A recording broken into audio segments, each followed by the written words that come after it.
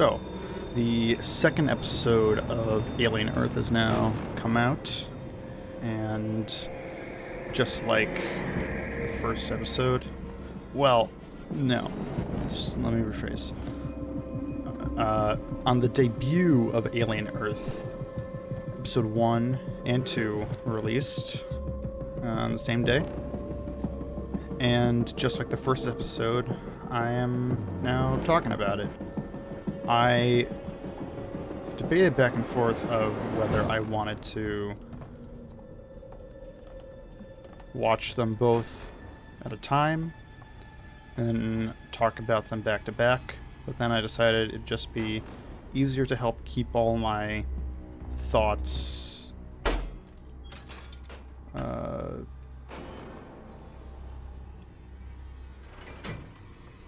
just keep all my thoughts just more organized if I went at it one at a time.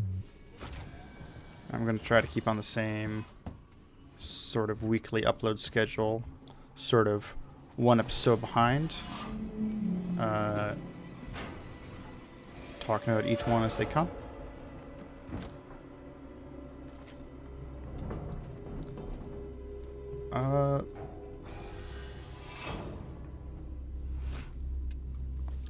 So, first things first, with the episode 2, Mr. October, I believe it was titled.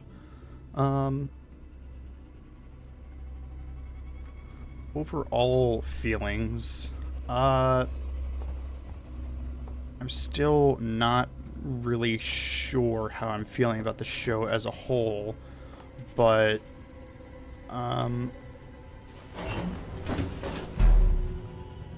there's some stuff I like about this episode, some stuff I'm not very fond of for this episode.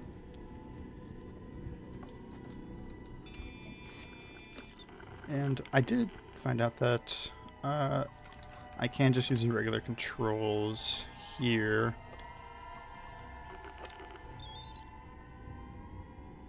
So as the previous episode ended off, we saw Wendy and the Lost Boys crew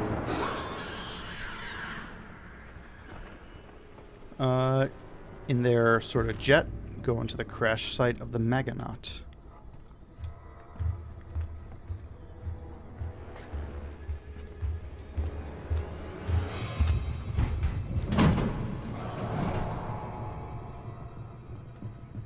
And at that point, going from there, we get to Joe and the soldiers in the ship, the crash ship, the Meganaut, as it's sort of parked in the side of a building. Alrighty. Where did they go? Oh, yeah. As we kind of get to them, they are going through the medical bay, and they find some bodies. Kind of interesting little details here that I'm sure will come up later, is that these bodies apparently died due to suffocation, at least at first viewing, but also have sort of discoloring around the lips, and are said that discoloring around the lips and blood coming out of their eyes. And it is said that possibly from some sort of venom.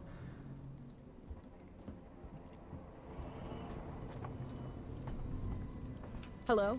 My name's Ripley. Amanda Ripley. I need your help. Please take a seat. Someone will be with you shortly. No wonder Seegson is losing the tech race. And so we get some details of that. One thing I want to note is the layout of the medical bay yet again, is the sort of same layout of the Nostromo's medical bay. And as I've been sort of more thinking about it, it kind of does make more sense seeing that that they're both Weyland-Yutani ships made and operated by the same company. So I guess it does kind of make sense for them to have a sort of same layout as each other. So I guess that's one other thing to keep in mind that I was talking about last time, with that sort of just reutilizing old imagery, old ideas. Sure, fine. A idea that's kind of reutilized, but in a very good way here, is that as Joe and the two soldiers are walking through the Maganaut. Can I help you? I need to get into comms control. It's urgent. That is a restricted area. It's an emergency. Don't you realize what's going on? Apollo has the situation in hand. Your registration is almost complete. Forget it. I'll find my own way in. Is just like in the ending scene of Alien and in a couple of scenes from Alien, or from Aliens. We see the alien is just kind of there in the background, camouflaged, and we actually see that quite a few times. It comes up later in a moment that I did really like.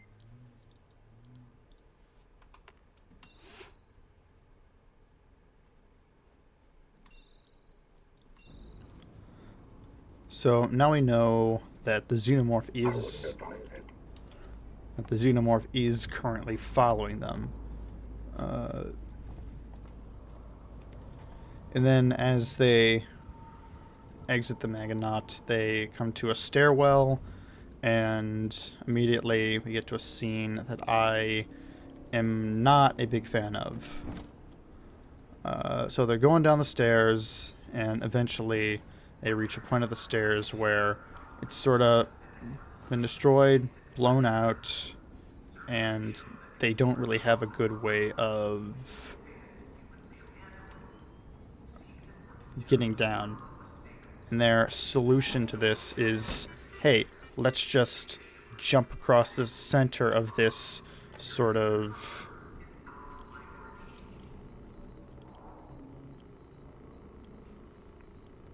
spiral staircase and land on the floor below. And this just felt really stupid. For one, they're trained soldiers. They should know better than to just jump like that. And it's like, surely if you're going through a place like this, you would just generally have more knowledge of like what you should do to get through just hazardous, dangerous terrain. Like, they didn't have any plan of like, hey, let's bring some climbing equipment in with us. Let's maybe circle back on this, get here later. Maybe there's another stairwell we can take down. Like, it's not like they're purposely moving from point A to point B. It is just, we are moving through this place to find anyone alive, anyone dead. It's not like they need to get to that door. Like, they could have gone back and taken another path and just marked this as a way that someone needed to come to. Maybe they could come back at another time. Even then, just like, there are ways that they could do this and not make it so ridiculous. They could have them, like, go along that wall, like the, so, like, the square of the stairway. They're, like, going down here, the stairway comes, and then it stops. There's no stairs, then the floor below. But surely, like, you could see that there are some of, like, the rebar enforcements and just, like, a tiny ledge. Like, just as a alternative, could have had one person stand at the top and holding, like, a rope, like a safety line that they can go around here. And then the two soldiers would do that, and Joe would still be at the top. Then they hold a safety line on the other side here. So if he is going around and falls, they're able to catch his fall. Like, that's just one off the top thing. It's like, it's not a big moment in the episode, them jumping across. It's just, when you have these little moments that you are showing characters being smart, it just makes them feel more substantial in those big moments. You want to always be writing your characters as, like, the rational people you are trying to portray. Like, they aren't trying to portray Joe as an idiot, and they aren't trying to portray their soldiers as incompetent, but it's kind of how it comes across a bit. And anyway, either way, Joe is at the top of the staircase, the soldiers are at the bottom, and he needs to jump across. And as he is about to, he notices something, he maybe hears something from a sort of hole in the stair above him. Some kind of tracker. It's been modified.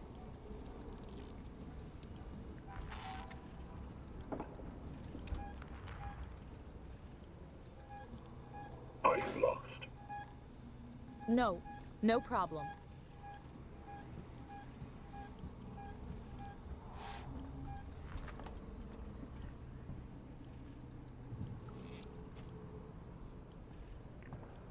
Didn't mean for that to happen.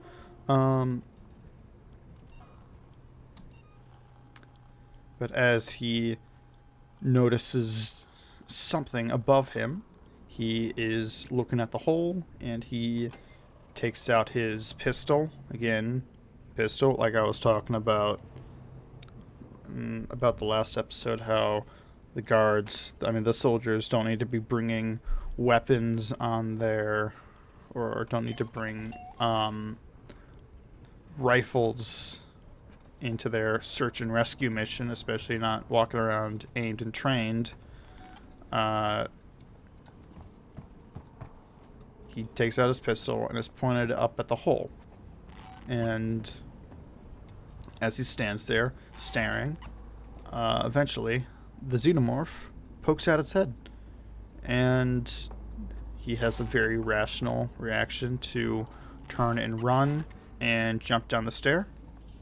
And it does jump after him.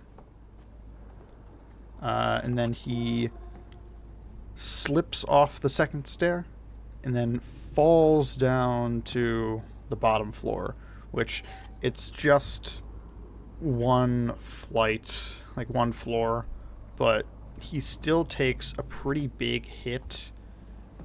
And like when I saw that, I was like, wow, that probably should have broken something. Like he would have the wind knocked out of him.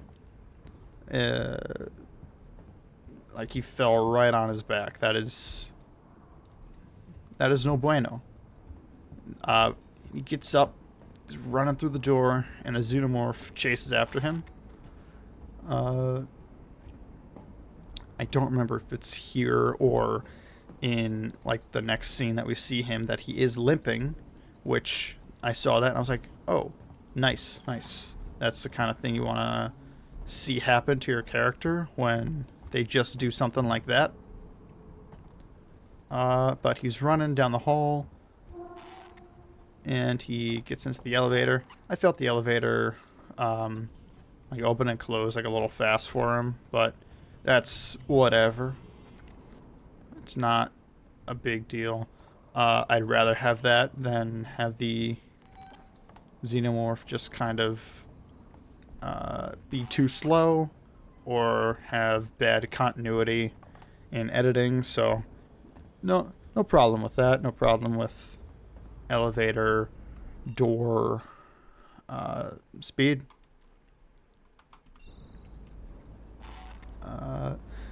And then we see that he does have like blood on his arm. He starts patching himself up. That's kind of good stuff I like in this situation.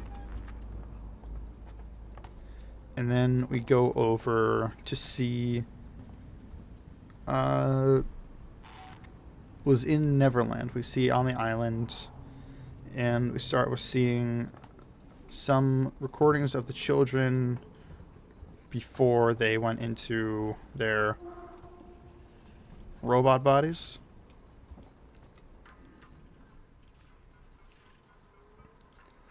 And we get a little bit of a scene with Tech Bro, or the Prodigy, or I still don't really know what his name is. Actually, did they say it? Do I have it written down anywhere? I might have just missed it. Not really important here. But the one lady is looking through the tapes. I think her name is Dame Sylvia. And they get into a conversation about sort of what they're doing here. And basically what it's all culminating in is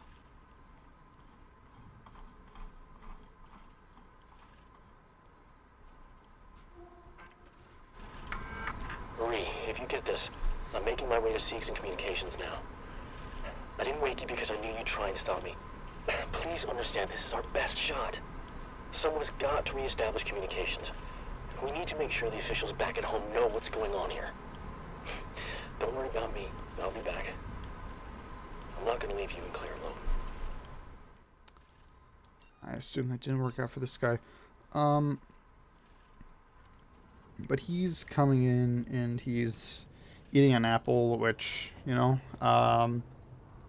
is just one of those like little things of that's how you associate like the sort of villains. Villains are associated with apples in media for some reason, whatever. And they are talking about what they're doing here, and they're talking about how like AI in their world is getting to that point of you get smarter and smarter machines.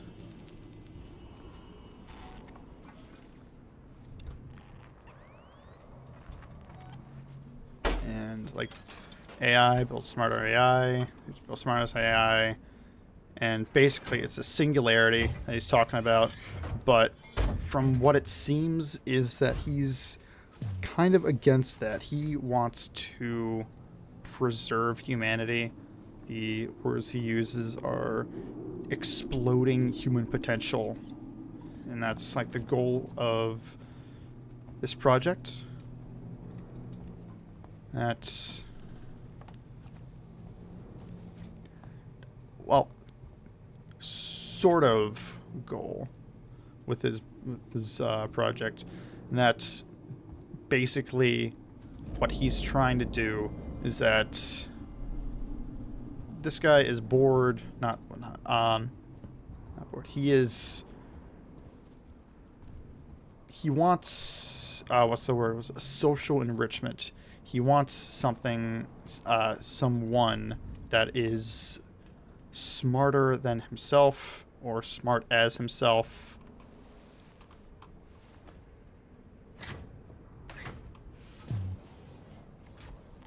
And apparently Dame Sylvia doesn't count. He thinks she's smart, not as smart as him. And that is basically his goal for Wendy, his goal for the other children. Give them a supercomputer for a brain and give them the best education they could possibly get.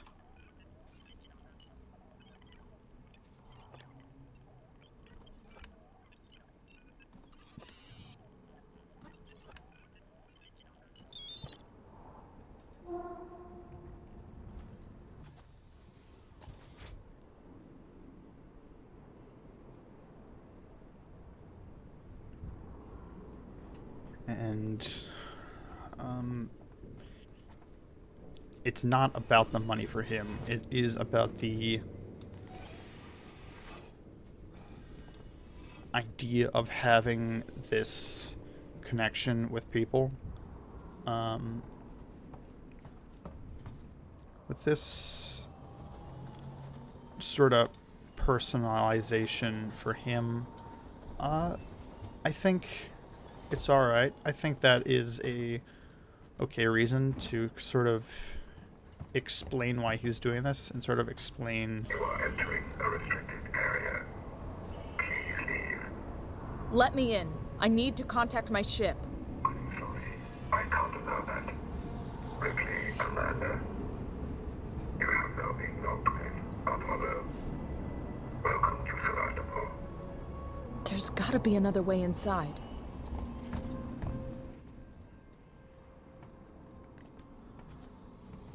Which, if that is his goal,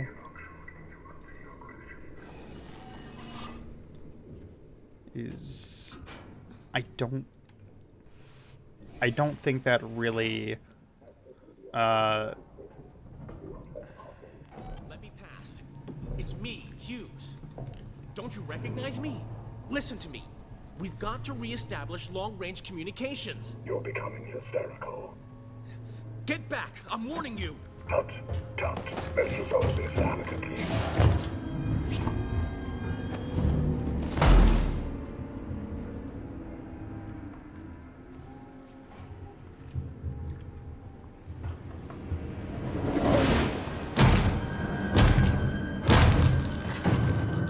Good day.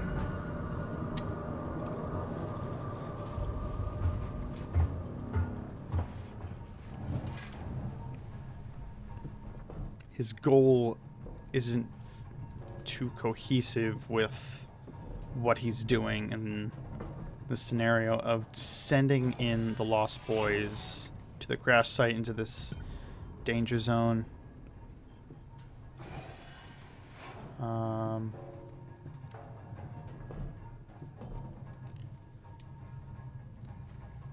Yeah. Which I will get into it a little bit more when the next relevant scene comes up for that.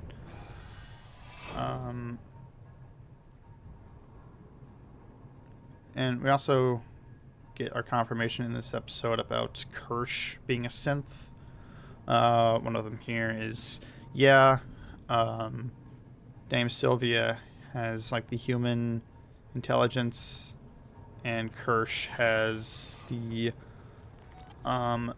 computer intelligence that he has, you know, all of this like human history, human knowledge, like poured it into his head and kept running by the supercomputer in his brain.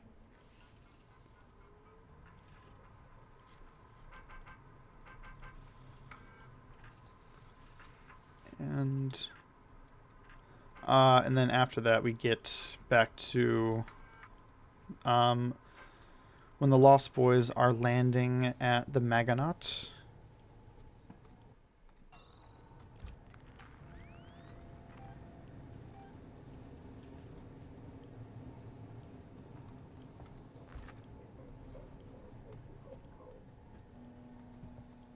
And they sort of meet up with these soldiers there, and they kind of get the rundown of hey, we are here.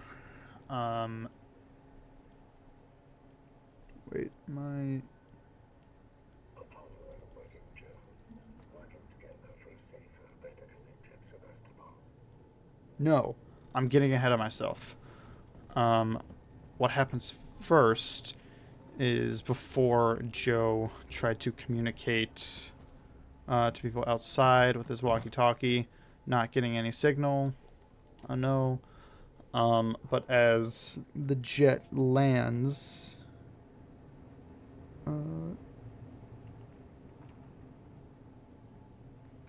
oh, wait. I had those scenes switched around.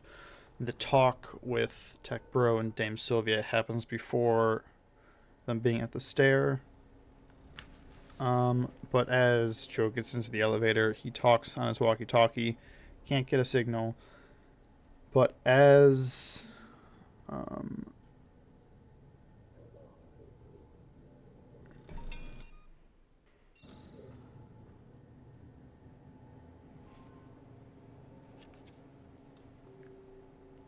no. Sorry. I'll turn around. The next scene that we get is a flashback to one day earlier.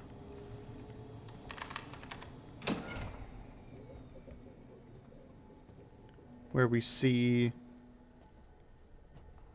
Joe attempting to resign and Wendy watching him again on the like her security footage, and that did make me realize I sort of made a mistake about last episode when I said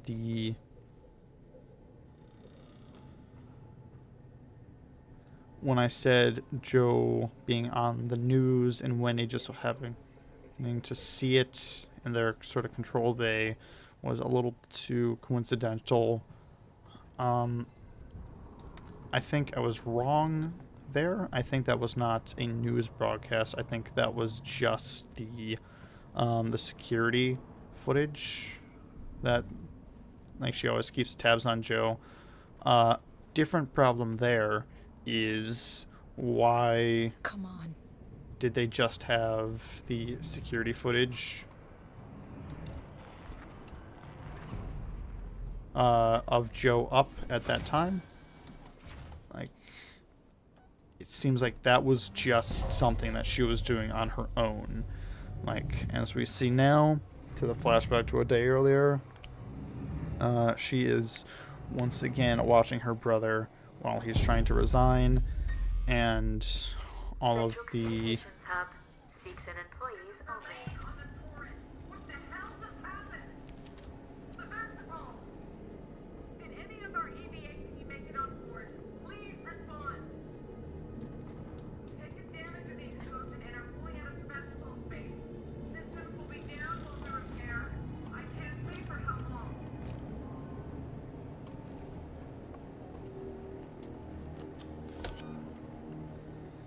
is while she is watching her brother, she's being watching him by all the scientists and by Tech Bro, and he's basically saying that he's sort of against her watching him, and that, like, she doesn't need this emotion, like this emotional attachment to her brother, which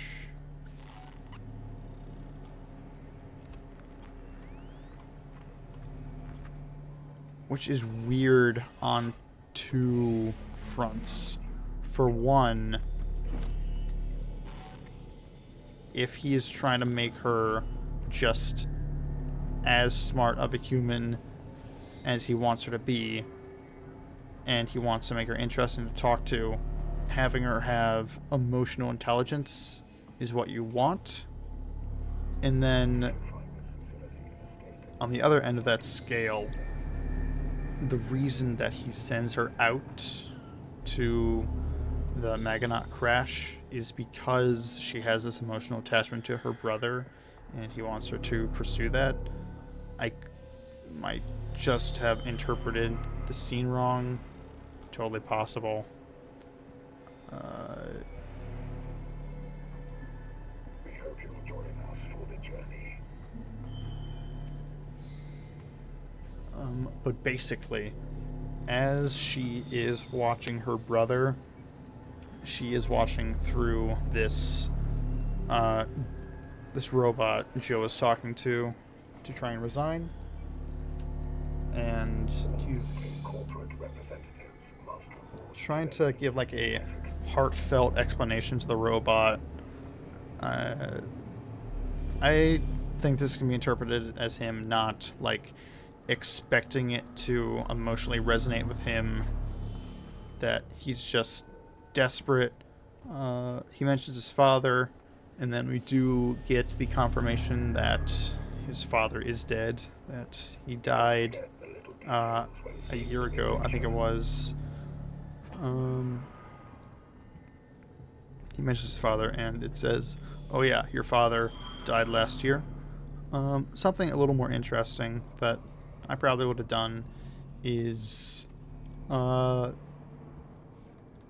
it to say the year, like, because we've been told the year, and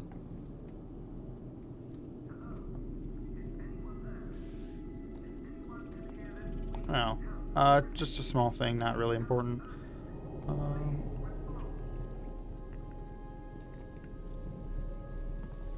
And as he is sort of getting frustrated with this thing, he says, "Or face my fury."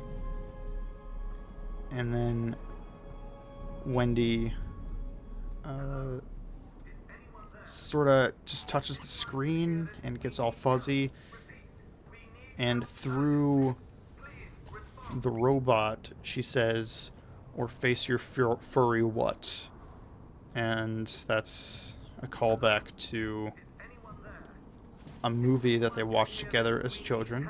Repeat, we need help urgently. Please respond. And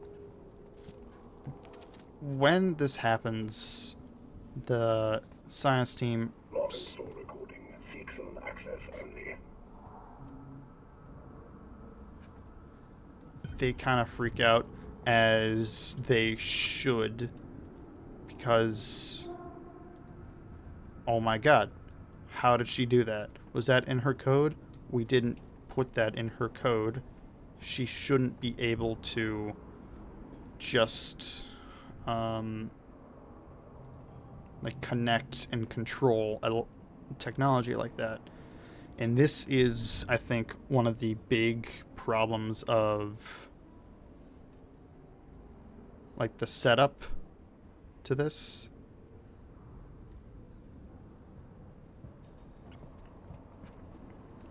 If they have these very, very experimental like human synth hybrids, and then something like that happens, I would not think you'd send it out into the field, into a disaster area.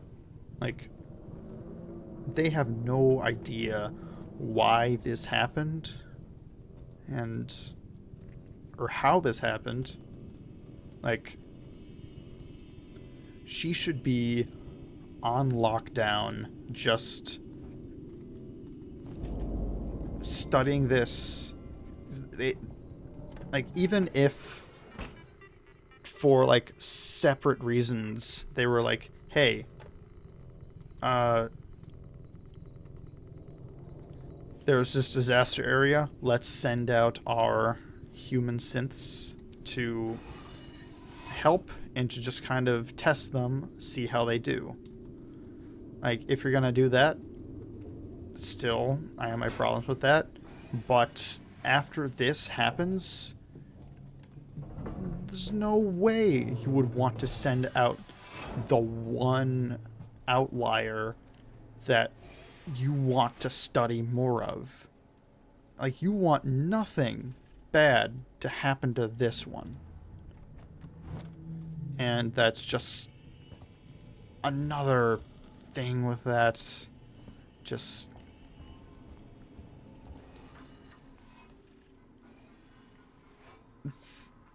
the jumping off point of this whole thing is just, the more and more context they put behind it, the more like sort of frustrated I get with it, and the more I think this shouldn't be happening the way it is.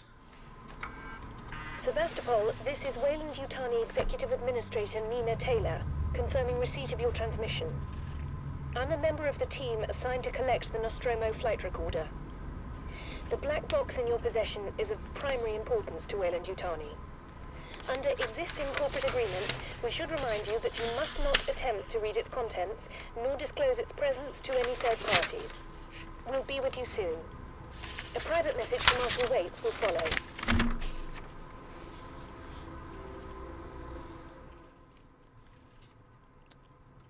One positive I would give this situation, if I can give any, is I think Wendy is like remaining well characterized, and I think all of the Lost Boys are well characterized in that they feel like children. They feel like they act like children, because this situation, Wendy is very like nonchalant. She doesn't even acknowledge it, which that feels like something a child would do, of just, oh, she is like concerned in this moment about her brother and nothing else.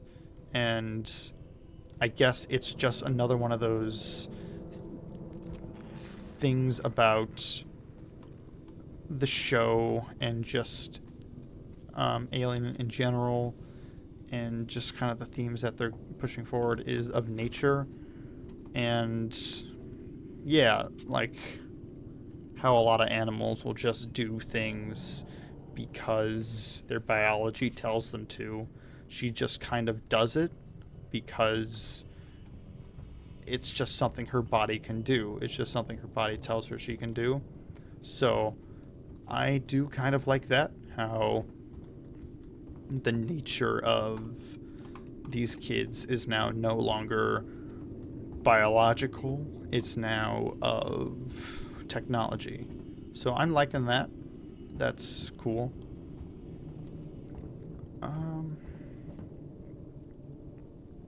I'll wait to progress that.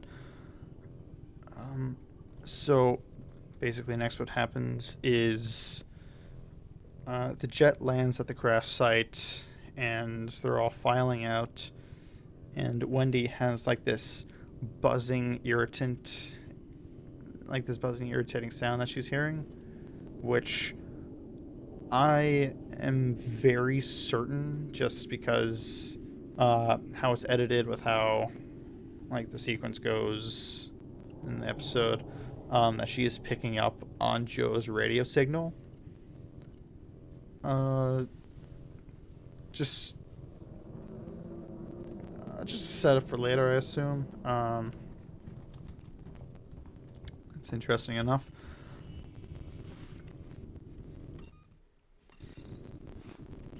And they all get to the tent with the soldiers, like I was saying before, and I'm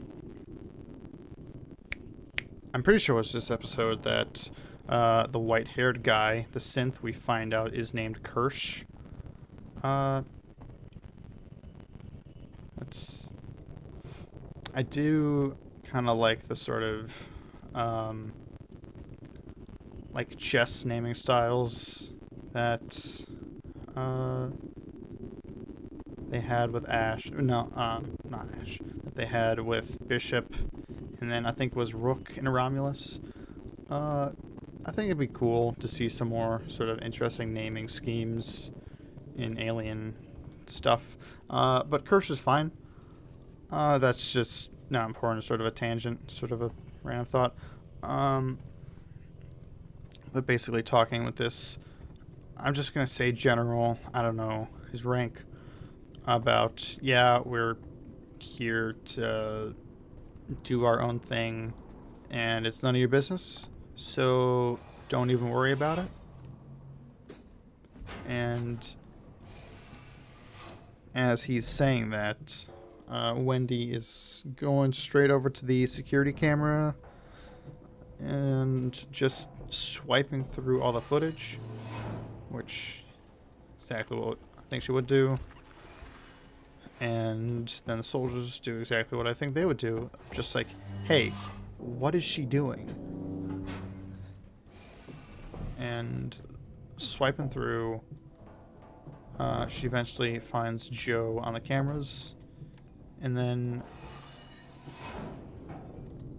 immediately goes out to look for him, along with another one of the Lost Boys named Slightly. That's an interesting name. I've not really heard people being named that before.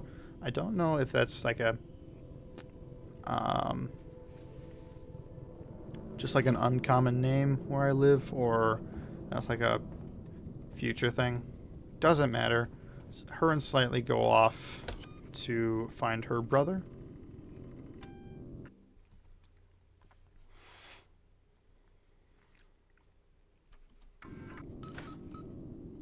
But my problem is they go alone, which that's a problem that I have with a lot of the Lost Boys stuff in this episode in general. I mean, in this episode specifically, but just as a whole, is they're sent into the wreckage with just Kirsch, and we saw that other ships, other Prodigy ships left Neverland flying along with them and landed there, and later it's mentioned that that they're waiting on like a containment team to come in, but they go in to the ship with just Kirsch, and that was apparently always the plan. And then when Wendy and Slightly need to leave and go off on their own, Kirsch just lets them go off on their own. Like, that is so dumb. That's just stupid. These probably millions of dollars spent into like these two human synths, and you're getting sent off alone. I think it is weird and bad enough that they go in with just Kirsch, not like a team of, not even guards, just a team of anyone, just to like look after them, not even to just be like, oh, protect them, but to just be like, hey, if they're going into a disaster area, if they get stuck down somewhere, if like they get wreckage fall on top of them, like, have some people there to help. Have like engineering professionals that if they do get busted, because it was mentioned, yeah, they can still be broken. Have someone who can like do field repairs or make sure that they're not gonna die or anything. It's just nonsensical and just frustrating. I'm gonna just... Oh, I thought this goes straight into a cutscene.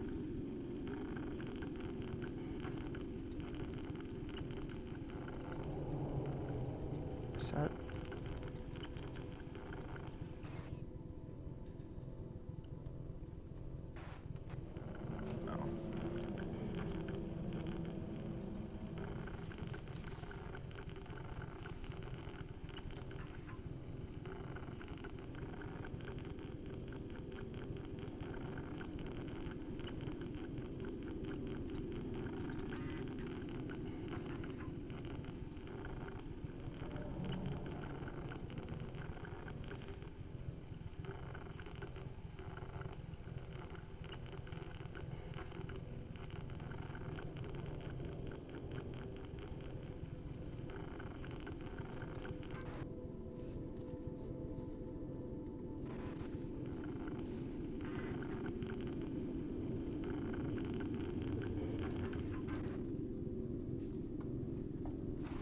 This is like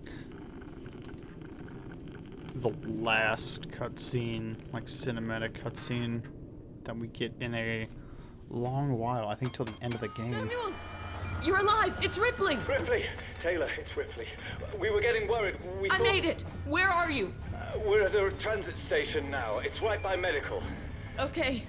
Samuels, listen to me. It's not safe here. Seegson's got this place locked tight. Their goddamn androids are killing people!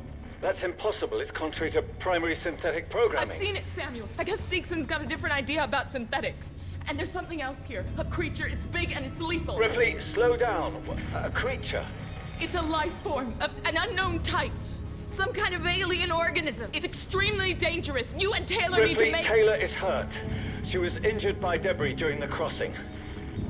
How bad? I can't move her. I need medical supplies. We need to treat and pack the injury. And the injury. Torrens? The radio is broken. I can't contact Verlaine. We're on our own. Shit. Okay. I'll come to you. Keep your eyes open. I'll send a transit car to you.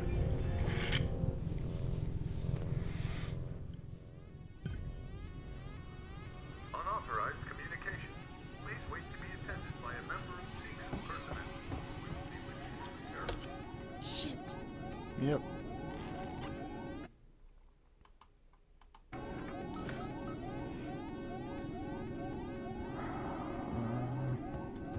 What was I gonna say? What happens next? Alright, so Tech Bro back at Neverland, and now is when he gets the call from Yutani. Yeah, this is still following the Covenant Prometheus timeline, as far as I'm aware. Like, I'm very, very certain.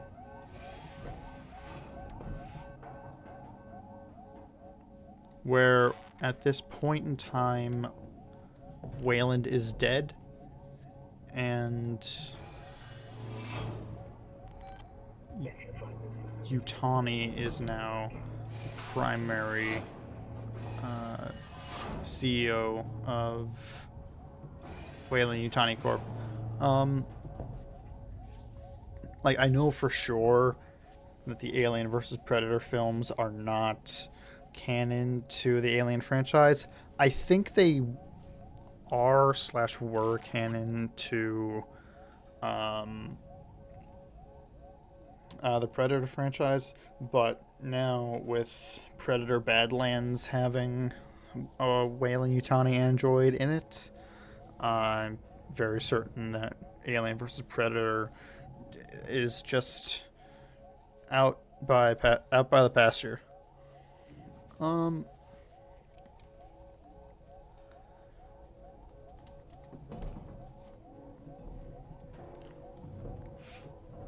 Where was I going with that?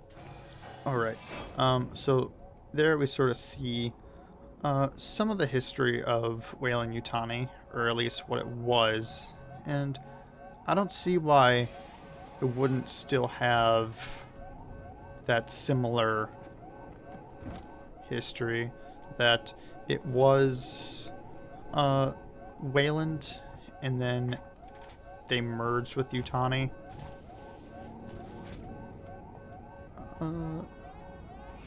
So I'm curious to see how this works with it just being the Yutani in charge. I'm GNR interrupt engaged. Stand by. interested to see more from her.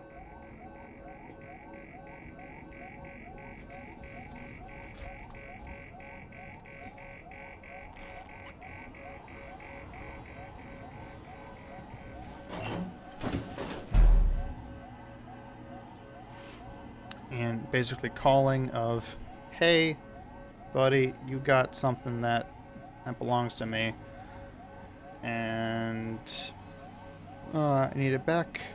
Goes without saying, everything in that ship is proprietary, and Tech Bro is basically like, oh, it crashed on my land, destroyed one of my buildings. And she's like, oh, well, bill us. Bill us. We'll compensate you. Like, we'll come in and get our stuff. No, that's fine. The building's unstable right now. We gotta wait and make sure everything is safe. And,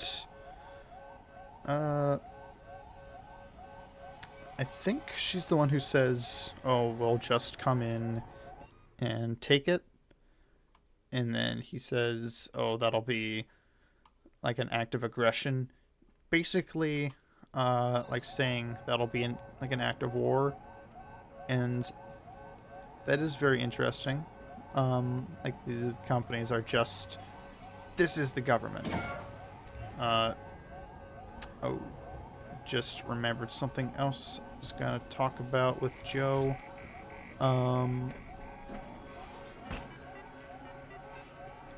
So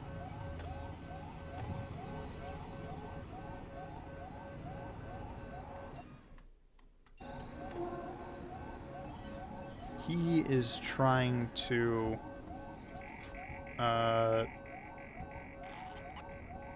withdraw from his medical service in the military so he can go to school, and he basically gets told, no, your service is not up.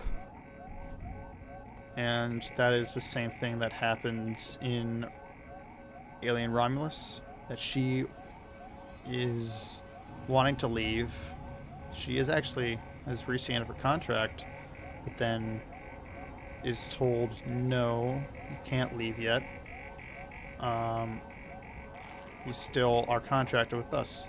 And that is just very interesting for this corporate dystopia, that these companies are basically the government. They own you.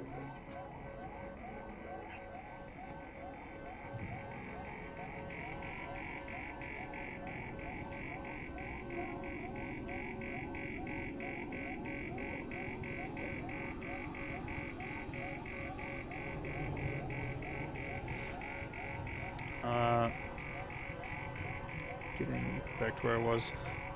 Yeah, she's Weyland-Yutani wanting to send in people to gather their things, and Prodigy is not wanting to be very cooperative, as they already said they would. And then we get some shots of the two Lost Boys teams going through the mall, or not, like the building, and then entering the ship.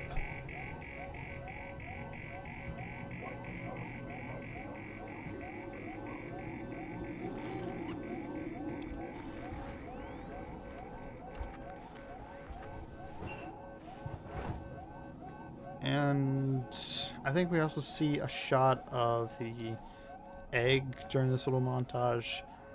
But basically, now we are following around the team with Kirsch, and I think I do kind of like Kirsch as a character. I like how he talks with them and deals with the Lost Boys, which I will get to in a minute.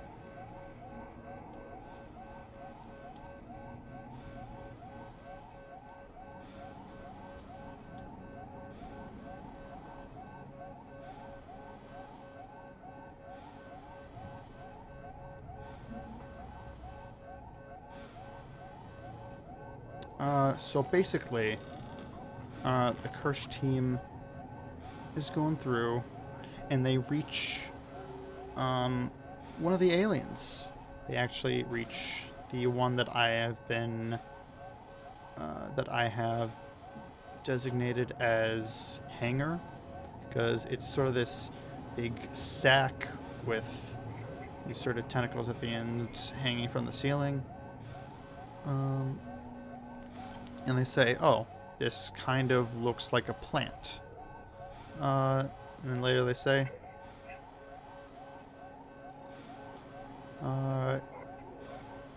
It is probably...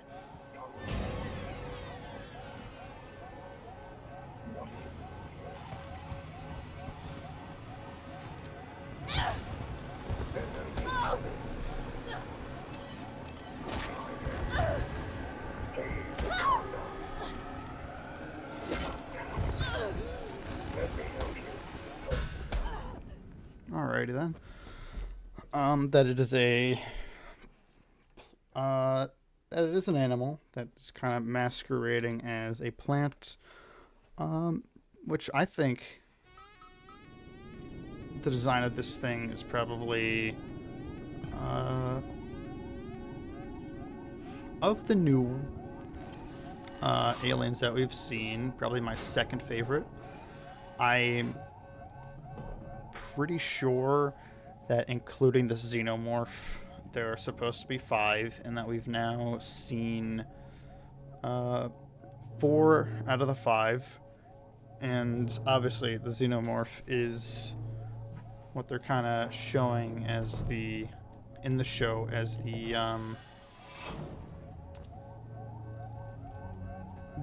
main show. But I feel like whatever 5 is going to be pretty interesting, at least I hope, because we haven't really seen anything of a 5th one so far. Because in the very beginning, we saw the Iopos, we saw the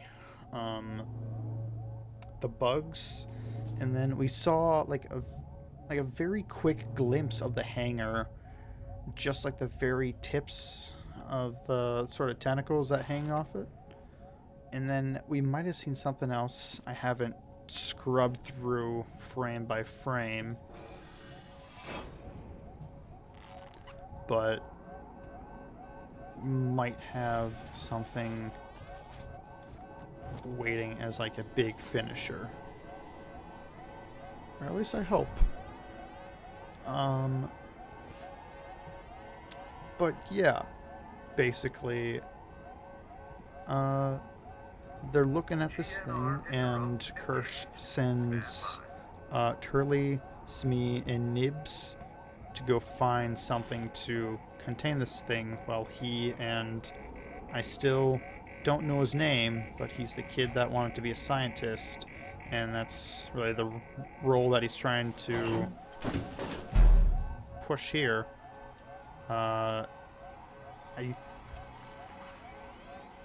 I think he says something specifically in the scene of I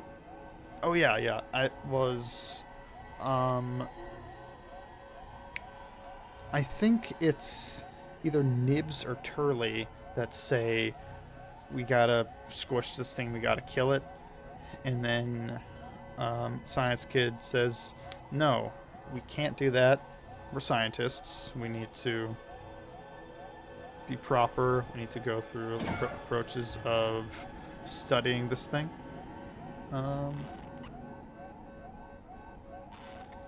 And then Kirsch sends them away to find something to contain it, and they enter the lab, and they're poking around, and they kind of see the cat, which I first saw that, and I was like, oh, the cat's alive? That's honestly very surprising. I'm glad to see the cat alive. I love cats. I love my cat. Love to see a good cat. But then immediately notice... no, wait. There's another scene that comes before that.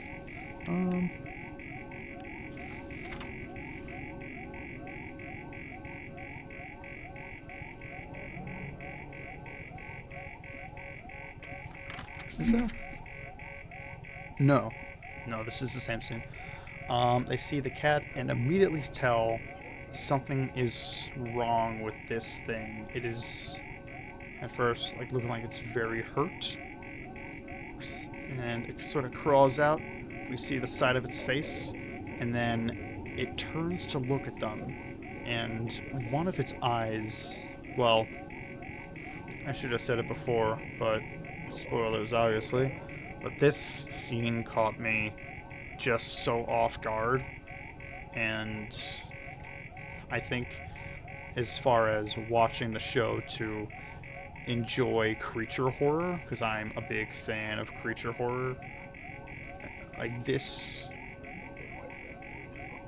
I really liked. I thought this was really cool.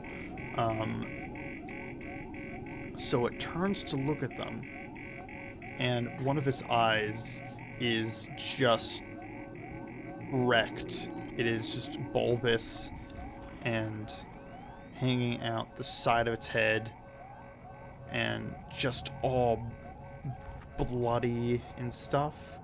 And I was like, oh my god, that is messed up. And then like wriggling out of the sockets, just almost thought it was just like muscles bubbling out, is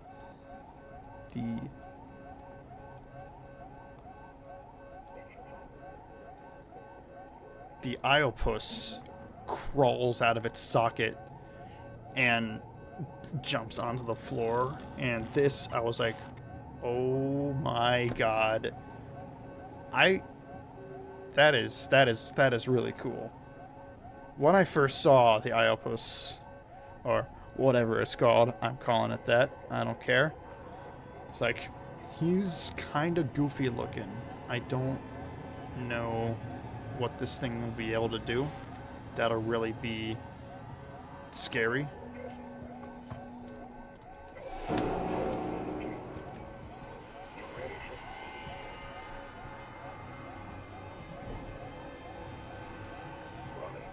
Accidents.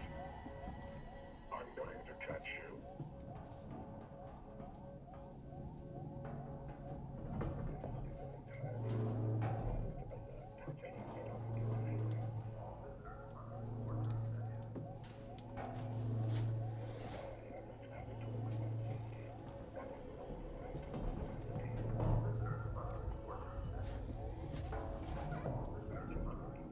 I don't know if they'll actually be able to lose them through this.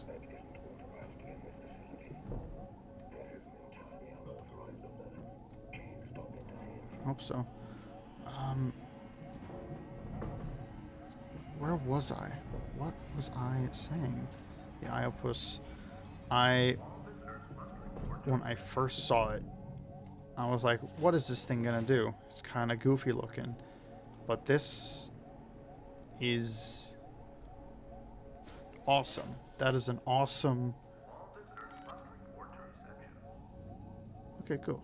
Cool. I just got a Steam notification saying escape from android combat without taking damage. So, I guess I escaped. I guess they stopped looking for me.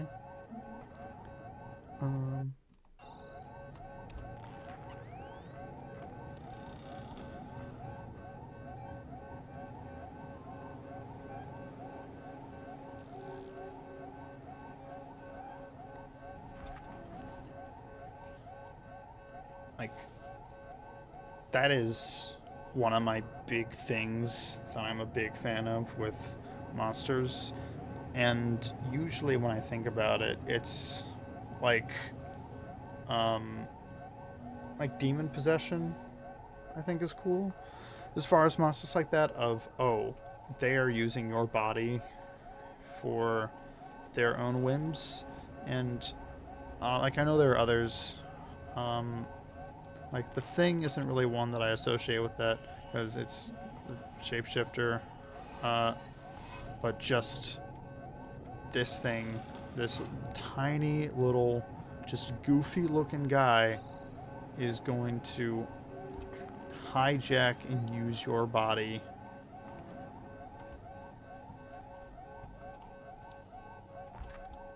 And, this, I hope to see do much more of this. And like, immediately, one of the first things I thought of is, oh man, I'd love to see it try and get into a xenomorph eye socket. Like, they don't look like they have eyes, but if you look at their skulls, they do have eye sockets.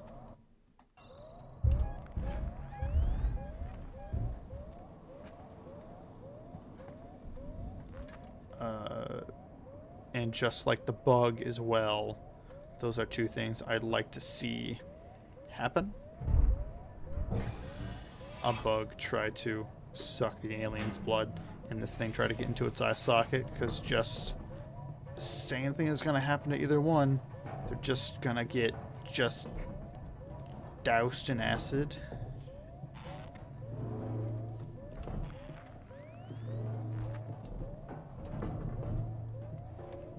But it jumps out of the cat onto the floor and starts crawling at them. Jumps pretty high at Nibs, I think, who is really shaken up about this, as we see later. It gets thrown to the side and sort of trapped under a just like an overturned metal container. Smee is just kind of blocking it off, just kind of holding it down, calling for Kirsch. And then next we get back to Joe. Again, he is... I think he's limping here. And he is calling on his radio, trying to find help. And then I think he either turns a corner or just runs into him, but he finds another soldier. I was like, oh, where have you been? We have a whole bunch of radio troubles. And it's like, yeah. Have you seen an animal around? What do I mean, like a pet? No, much bigger than a pet. And basically have that back and forth. Then they kind of try and get back to doing their jobs. And they knock on the door of someone's home.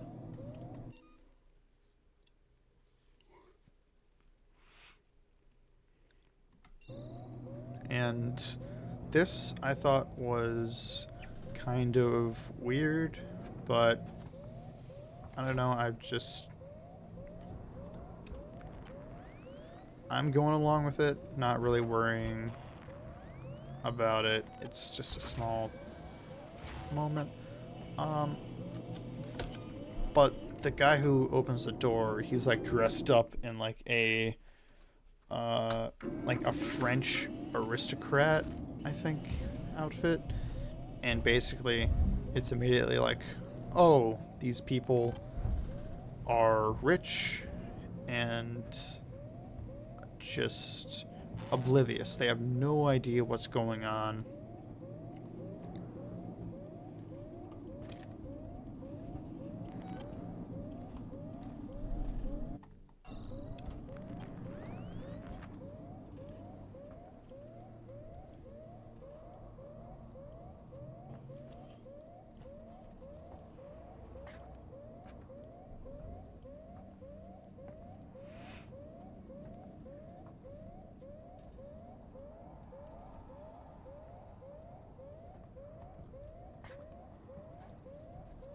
And Joe and the soldier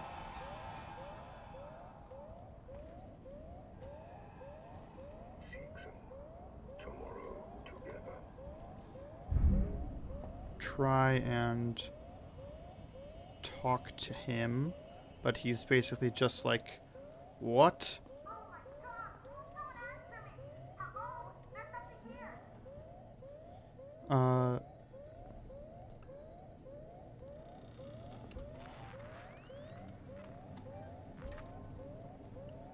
Yeah, there was this big sound earlier. What was that? And they're like, a spaceship just crashed into the building. you need to get out of here. And I was like, oh, no, no. If a spaceship crashed,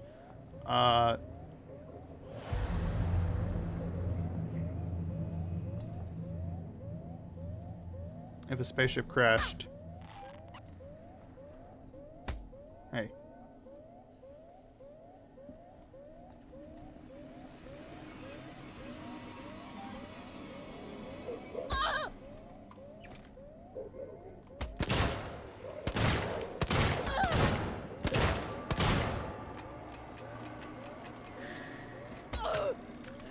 Alright. Oh. So, right in the kneecaps doesn't really work with these guys.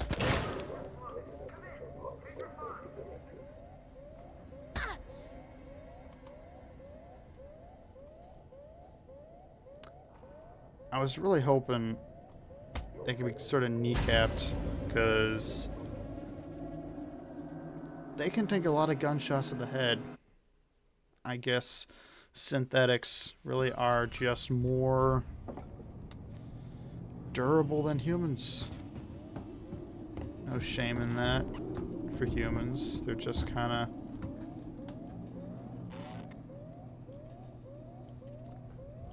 built to be tough. Built Seegson tough. Losing the electronics race. I'm sure Seegson knows exactly what they're doing.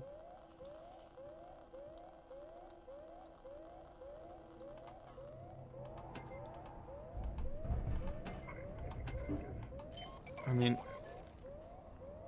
after all, you can always trust Working Joe.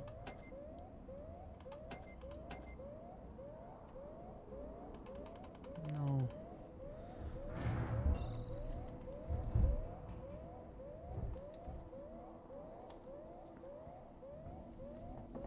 We don't forget the little details when seeing the big picture.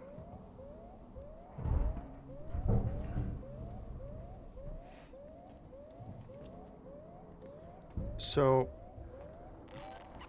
the French aristocrat closes the door on Joe and the soldier. I think I think he refers to the soldier by name, but I didn't catch it. It's about to not matter in a second, because this is another moment that I really liked as far as the alien camouflaging it itself. There's this sort of statue in the hall behind the two of them that like legitimately do like the way that it's framed. I do think the show has some good cinematography. There was like another shot earlier that it was like a split shot between Wendy and the tech bro that I thought, ooh, that's pretty cool. So it was like a, just a very typical editing of back and forth talking between the two of them, and it had like 2 shots on the soldier. I didn't realize it the first time, but then the second time I saw on the statue the sort of outline of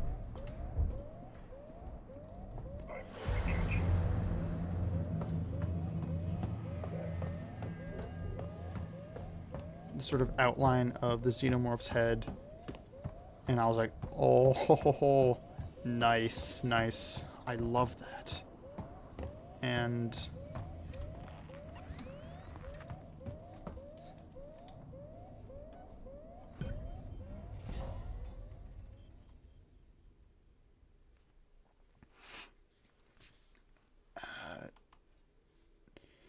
then I think it's like this shot that like the horror music starts to ramp up a little bit, like right, it like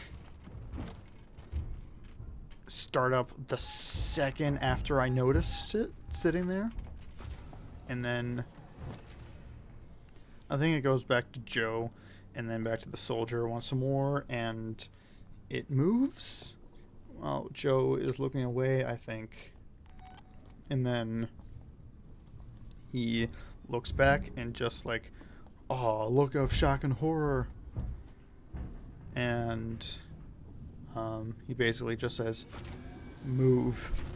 Like the first time watching this scene, it kind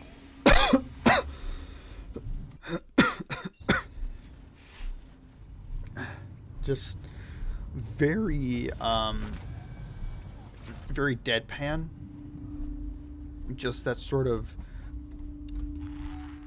trailer deadpan voice that you get, that it's just, oh, they're trying to make this character be a cool guy, and so in the trailer they're making them be like, oh, run, and then, or like, run, just like very dramatic, very cool.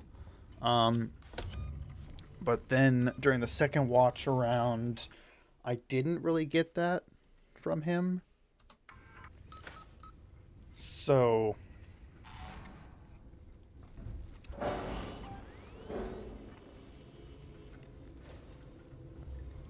Station serving Seegson Communication Technologies, Tech Support Services, and Gemini Exoplanet Solutions.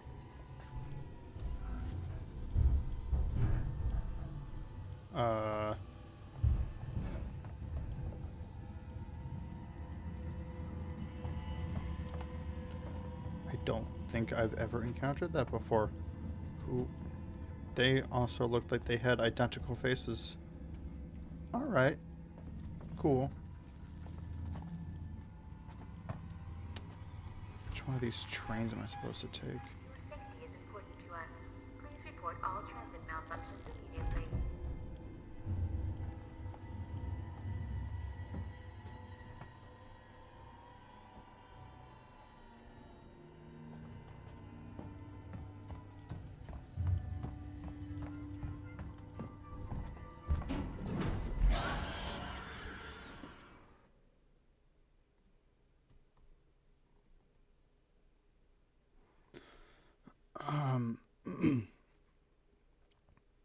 So it starts moving. It says, move. The soldier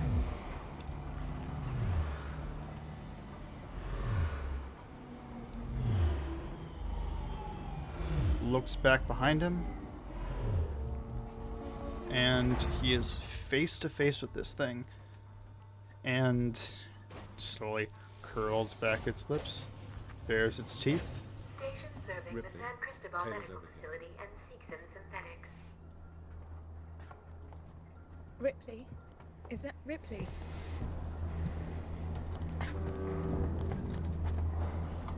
Try and rest, Taylor. How is she? She needs treatment. Medical's nearby, but I didn't want to leave her. I'll go and investigate. See what I can find. You stay with her. I'll try to repair the radio booster. What if this creature shows up? Hide. Unauthorized security breach detected. All transit shut down by order of Sure is a Apollo. shame we can't get her to medical. Well, nice knowing you.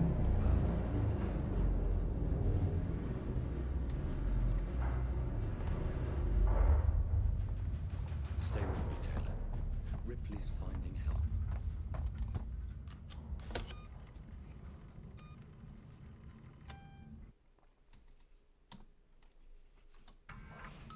So it pulls back its lips, which I mentioned in the last episode. It looked kind of weird.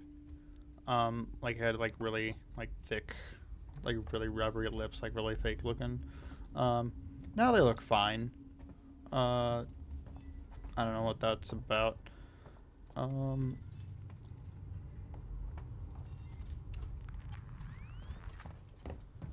But now they look fine.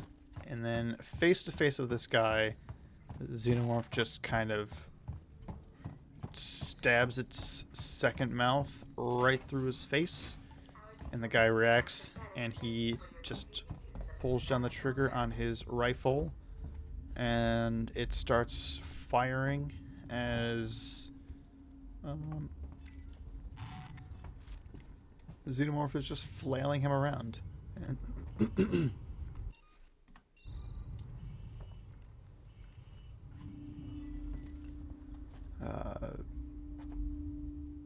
and that is just sort of another one of those moments I was talking about, how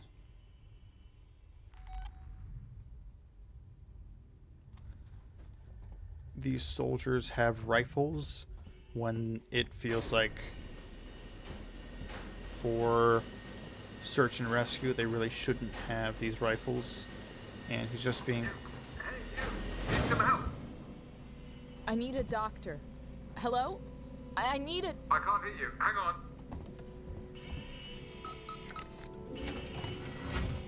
Come on, I've opened the elevator for you.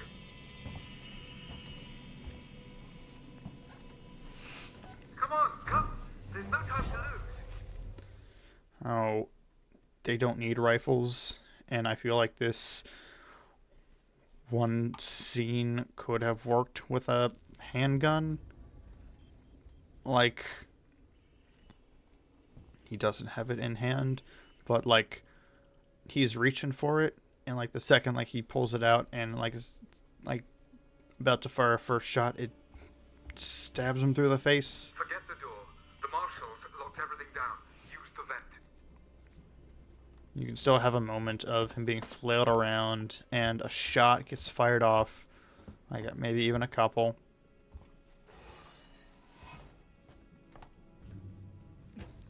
And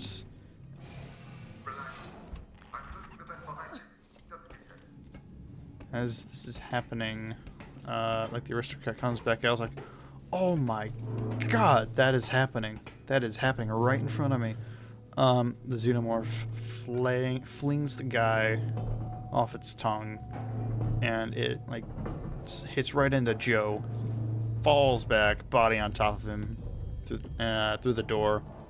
And I think that is just a good thing of, oh, I forget the word, but just a way of setting up the scene, just character placement in the scene. Yeah. So he's on the ground, and the door's open. The xenomorph saw the guy go back into the room, runs past the guy. Now, Right. on the ground, body on top of him. I think that's a good reason for the xenomorph to ignore him, and it just runs straight past him into the room and just slaughters all the people. And I think,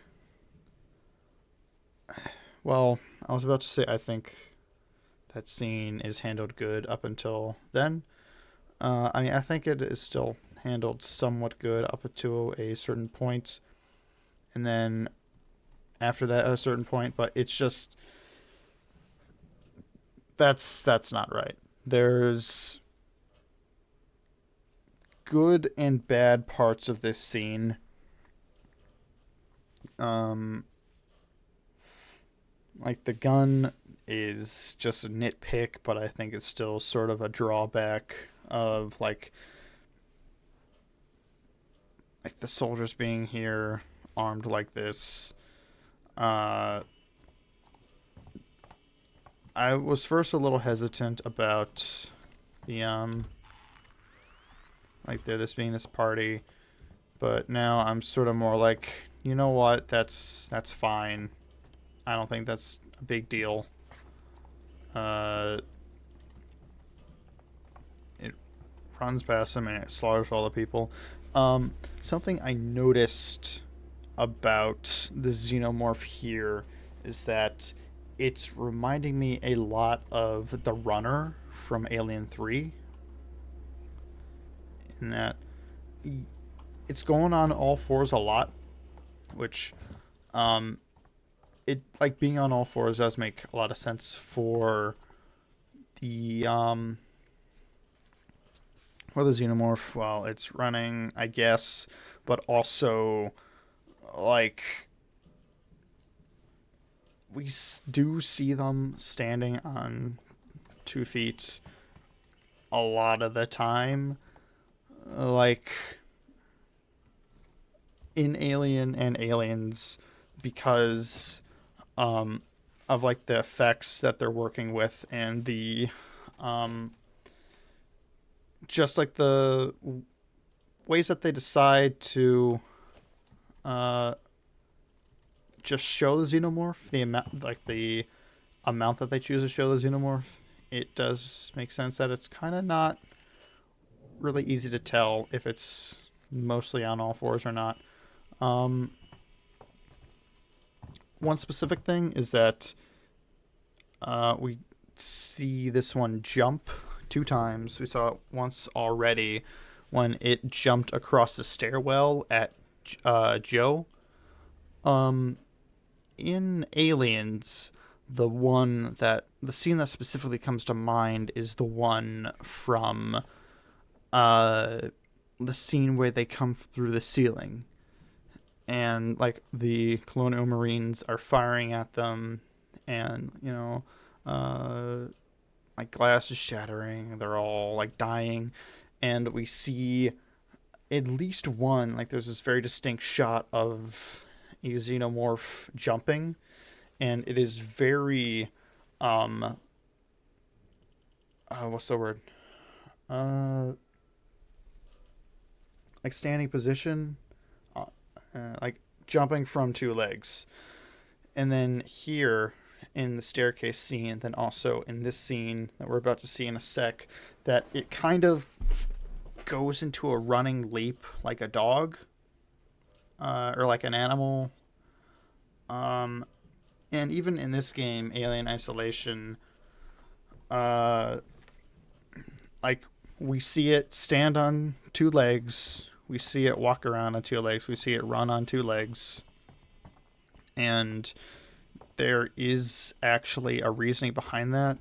If you don't know, the reason that the face hugger, like, latches on to people and, like, puts the eggs inside of them is to gestate the embryo and to give the embryo nutrients, but it is also so the eventual chest burster that comes out and the xenomorph that it grows, like the adult xenomorph that it grows into, can be as adapted to its environment as possible.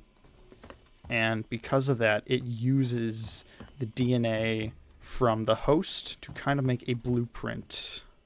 Like, when it latches onto a human, the chest burster comes out, and it's kind of human-shaped. And it walks onto your legs, it's got the fingers, it looks like a person. It's just very, I think anthropomorphic is the right word. And then in Aliens, it's either a dog or a cow. It depends on which cut of the movie you're watching. But a facehugger lashes onto an animal, and the chest burster that comes out, and, like, the xenomorph that it comes into, walks on all 4s, and it runs, and it's smaller. That is, like, another small detail about, like, the one in Aliens. So, well, I hate Alien. I hate Alien 3. I just think it's just a terrible way to take a terrible thing to take that story. Like, even as a kid, when I saw it, when I had, like, no, like, standards for films, I think that Alien 3 was one of the first, like, the first movie I ever watched and was like, oh, I hate this. I hate what it did to this franchise that I love, these characters that I love. But one thing that Alien 3 did do is I'm pretty sure that is the first instance of like that idea that it takes genetic code, which I think now is one of like the most interesting things about the Xenomorph. And you get a lot of like very interesting just concepts from that and just ideas from that. Like in a lot of comics, you'll see like really just wild looking xenomorphs, like from all sorts of animals. And obviously we get the Predalien from Alien vs. Predator. And in one comic where the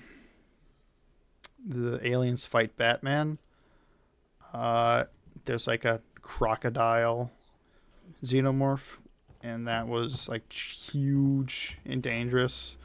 But Batman beat it anyway because he's Batman. So that is really cool about that. And just one more thing as a side tangent is that I do like the Alien 3 Alien, how when it comes out, it is like nearly fully developed.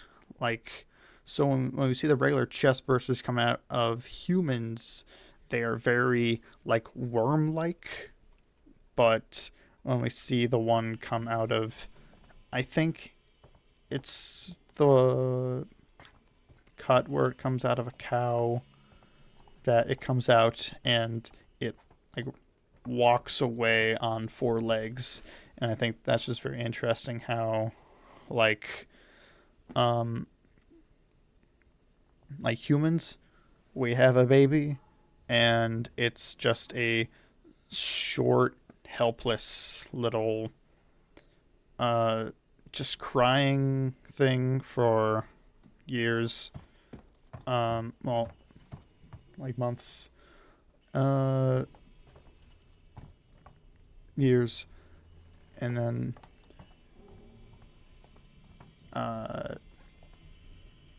we see the human chest burster. It comes out and it's like this small little thing that's like much less capable than the adult. But with animals like cows and horses, like it could have a baby and it just like walking around within a day. And I think that's really cool for the xenomorph here. I mean, the xenomorph in Alien 3. But this one, it seems much like the Runner in just the way that it moves and jumps on all 4s. And also, there's a shot where it's lying on the ground, sort of curled up, and the sort of dorsal pipes on its back look a bit smaller. I'll probably watch through a 3rd time and just really look and compare. But I'm just wondering, like, what's the deal with this one? Where'd it come from? Like, I'm very positive it came from a human. But it just is feeling different.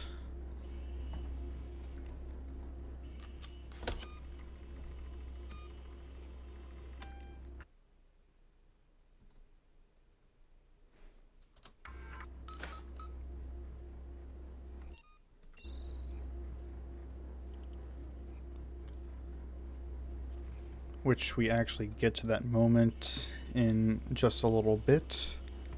First, as I was saying, blocking was the word that I was forgetting before. I think it does have good blocking as far as where Joe is standing and then where he eventually is lying on the ground before the alien runs past him into the room. Ripley, I need to find a doctor. I'm a doctor. My friend needs help. Medical supplies. Me too. There are no supplies on this level. but there are plenty downstairs in the hospital dispensary. How do we get there? We? Do I look like I'm in any fit state? I need your help, and you need mine. You find the passcode for the service elevator, and then I'll come down to the hospital with you, okay? Passcode? Yeah. I can direct you from here. Morley or Lingard would have had the new passcode. Morley's office is your best bet.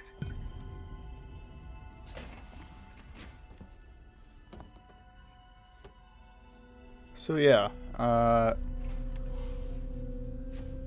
we see it run past, and then we hear the screams of the people at the party, and Joe gets up, grabs the rifle again. I know I keep harking on and on about it, and even I am starting to feel like I should just shut up, but I do think it is a legitimate criticism. It's not plot breaking so far, but still applies. But as Joe is walking through, one thing I'll say is I'm liking the shots here, how kind of similar to what was going on before in the Maganaut, how they're kind of showing it behind them. Just these really extreme wide angles that we see just kind of run past in the background without his knowledge. So that is good.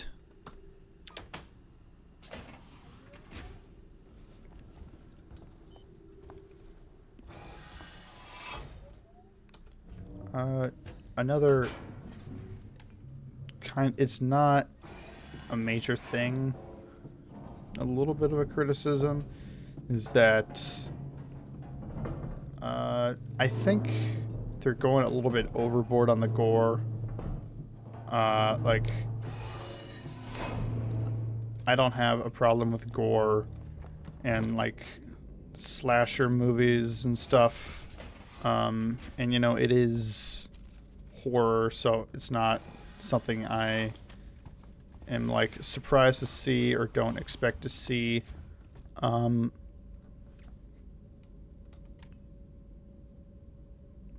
But it's I mean, gore is always something that I expect with the Alien franchise. Like, obviously, to say that it doesn't belong is kind of stupid.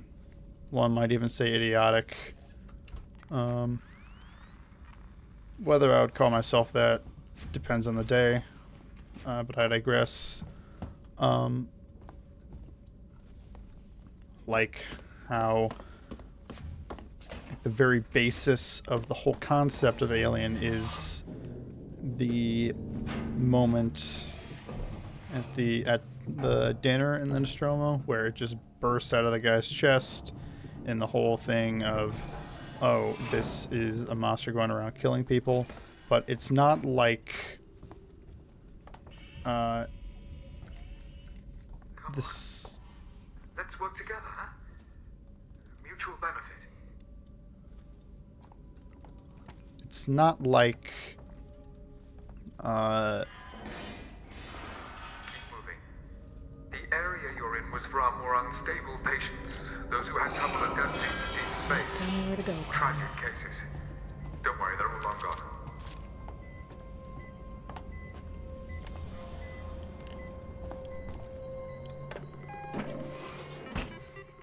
it's not like the Alien franchise has ever been a slasher for slasher's sake, in the same vein that that other films have been. Like, it's not Texas Chainsaw Massacre, where it's, or something like that, where it's all about the gore. I mean, I assume so. I've not seen all of them. The ones I have seen, just more like been in the room while they've been playing. But not whatever, not important. You put it on. You are separate from the world. it seems here, when the xenomorph kills, it is just... Tragic cases. Far from the rhythms of Earth, sunrise, sunset, the mind has a tendency to wander. Tragic cases. But Morley wasted far too much time on coddling them. They should never have come here. None of us should. It's like anytime the alien kills, it's like it is just This place had such flinging. promise when I first came here. It's a tragedy. A waste of my talents.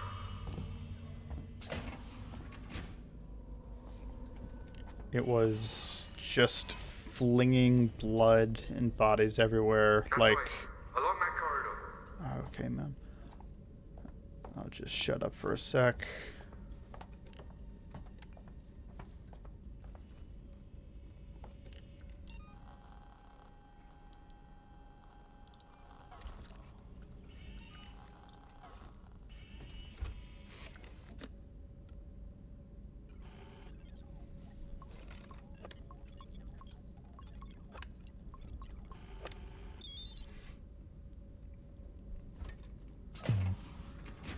Like, it's all over. That's Morley's office.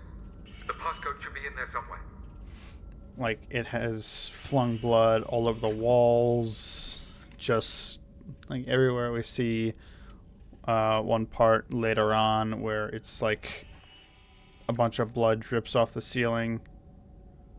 And just very... Like, if you think about how it would have done this, just very excessively aggressive, where that's not really its forte, just kind of not like deliberate or like very, quick, fast strikes. It just does what it does, just whatever's in its way, go after that. But I don't know, it's not a problem. It's just as Joe was walking the sort of dining hall, and everyone was just kind of just in their seats and just gore all everywhere. And the way that it was, to me, it kind of just felt a little too manufactured, and like by the director, by whoever set this up. Like, I saw that and my first thought was, oh, this feels like a very staged scene. This feels like an artistic painting of, oh, there's a dinner scene going on, but then everyone in their seats and they all just were brutally maimed. And then as Joe's walking, he sees like some guy's legs, then over he sees like his upper torso just kind of crawling along. That felt a little weird. I mean, don't doubt that the xenomorph could rip someone in half. They've been shown to be very, very strong. And I could imagine just like running past a guy and whip its tail spike through him and just keep running, and it just shreds him in half. I don't know. It just felt a little too much, I think.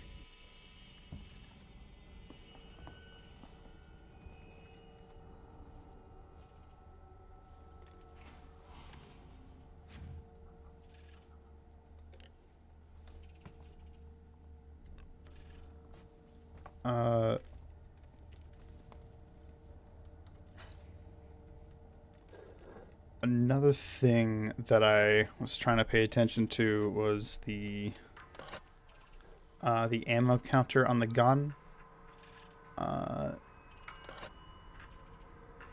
It seemed like it just kind of... Look, we'll need the physical key card too. Morley always kept it on him. Find him. That is... Warning. Medical facility quarantine breach detected. Warning. Relax. Medical I'm facility just trying to find out what that is. You focus on finding that key card. Shit. That is 1702.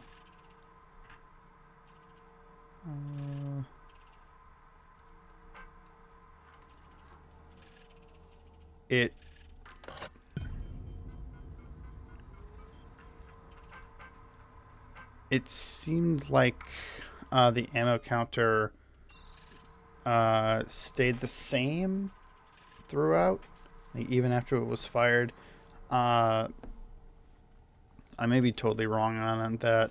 I had a little bit of trouble telling what it actually was in the beginning. Just something I'm gonna have to check when I watch it again.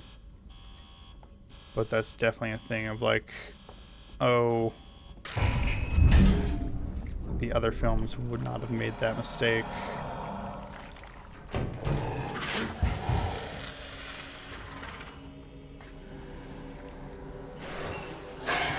Okay, yeah, it's on me.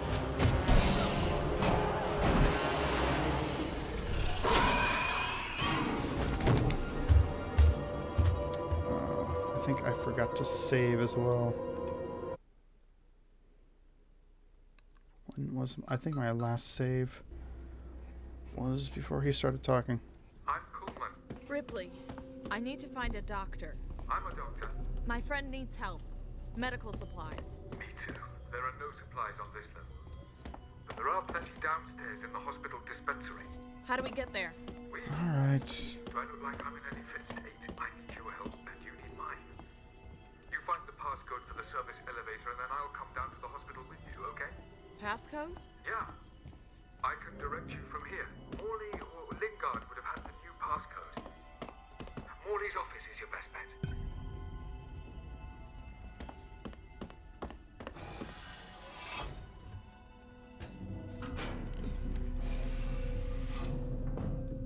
I can't remember if there was stuff down this way.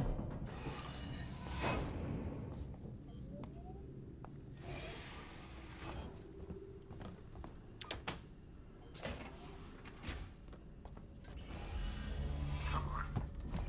Let's work together. Huh? Mutual benefit. Keep moving. The area you're in was for our more unstable patients. Those who had trouble adapting to deep space. Just tell me where to go, Connor. Tragic cases. Don't worry, they're all long gone.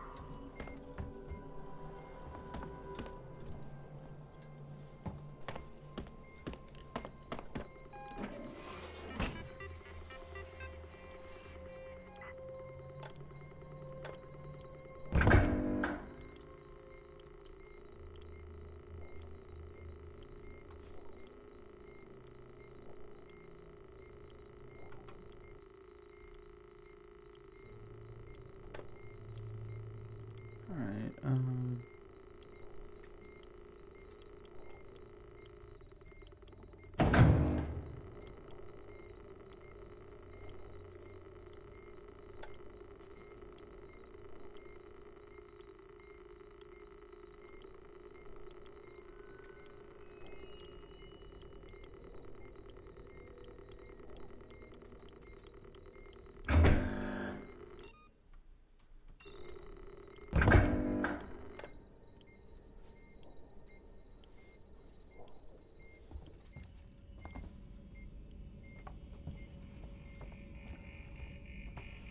actually, lighting might not be the best thing to turn on here.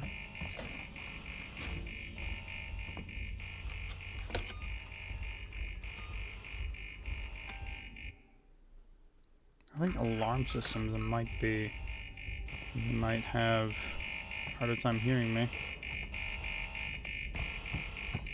No, wrong way. You are sitting by a river, next to a sturdy bridge. Birds fly above. Imagine your troubles wrapped up in a package floating on that river. You are watching the package. It sinks beneath Insufficient. This place had such promise when I first came here. It's tragic. That's right. Along that corridor. Alright, I know he's not gonna shut up.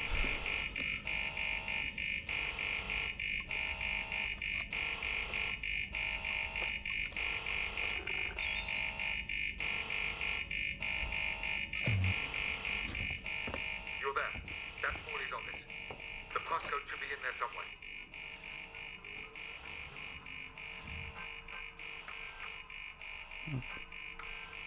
Have you found the passcode? 1702. Look, we'll need the physical key card too. Morley always kept it on him. Find him. Warning. Medical facility quarantine breach detected. Warning. Relax. Medical I'm facility just trying to find out what that detected. is. You focus on finding that key card.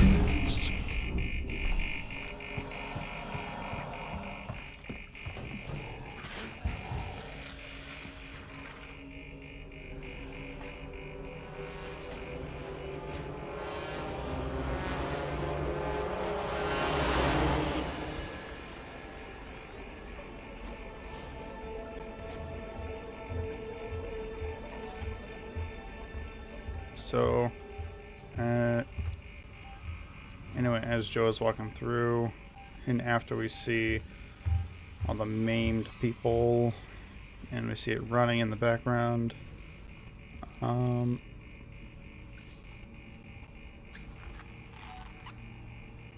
what next we see is it kind of jumps at him from the second floor balcony.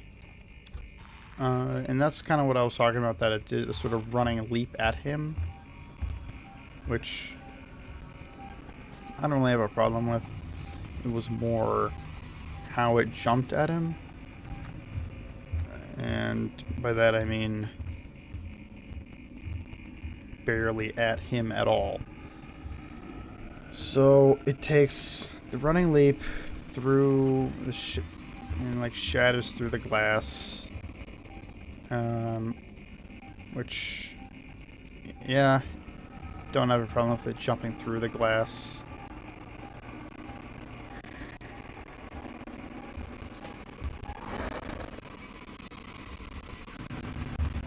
See what I mean? Bipedal.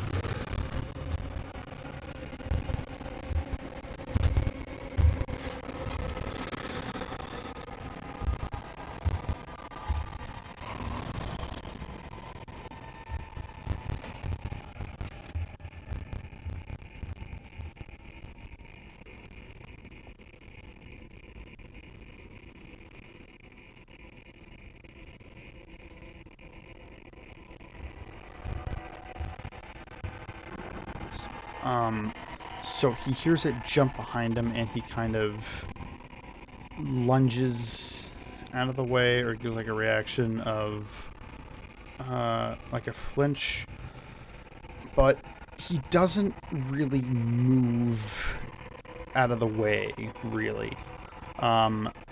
He stays pretty stationary. If anything, he moves forward and down in the path that it is already taking, and it just kind of misses him on the jump and just kind of almost hits the chandelier as it just kind of goes past him over his head. And like I say, over his head, not because he was like ducking down, just over his head anyway, to the left, just straight past him. And then he kind of falls to the ground. Or actually, he might be standing at this point. But either way, it whips out his tail at him and kind of hooks its stinger at his leg. And it doesn't really seem like it's suggesting to, like, I don't know what it's trying to suggest.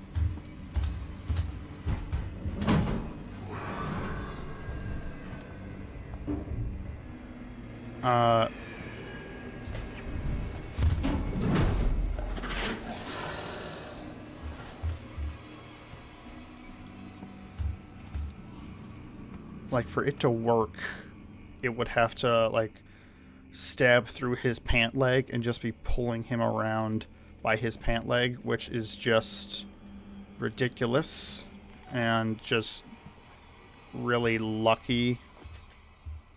Just way too lucky, and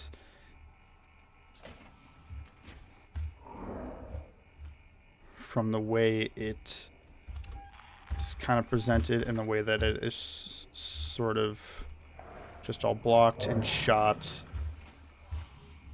it seems like it should be stabbing through his leg, and his leg should be messed up by that. But no, he just walks fine after that. But it has kind of thrashed him around, and it's kind of on top of him, about to do its thing. And then one thing that I don't really have a problem with, that I see a lot in other media, is that like, monsters will go in and just kill people and just, like, do its thing very quick, very efficiently, just doing its normal thing. But when it is the protagonist, it kind of takes its time. It kind of is more inefficient. And yes, there is, like I said, with kind of stabbing through maybe his pant leg and just kind of not killing him that way. But besides the lack of injury, I don't have a problem with the amount of time that it takes to kind of get him in the position that it does. It does just I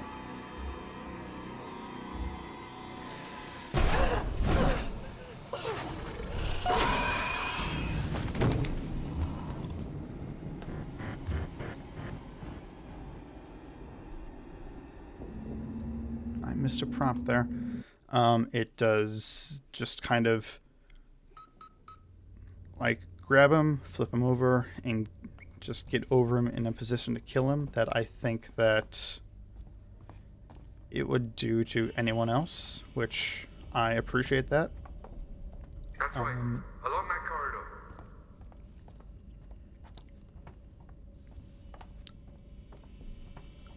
Especially since we already saw it kind of take its time with the one soldier outside. And when I say take its time, just, like, stand there for a sec, kind of observing, kind of just getting in close before it actually did the kill shot on the soldier. The passcode should be in there somewhere.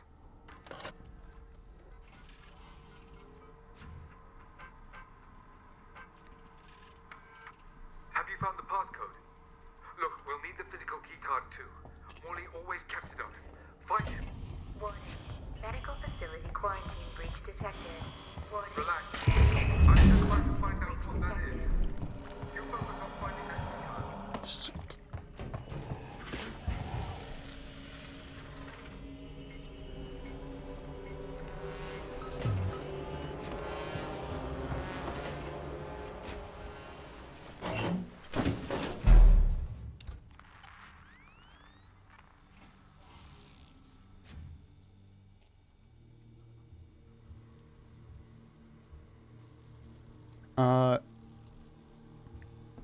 And then, as it is about to actually kill him,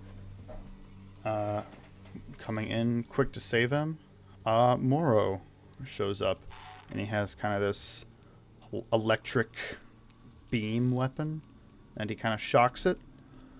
A detail I like is how it, like, after he shoots it and it falls to the ground, it kind of has a bunch of static discharge on its teeth, which, it's one of my favorite parts of the design. of the xenomorph is that it has metal teeth, which is very fitting with its sort of killing, not power set, but you know what I mean. Just the way that it operates.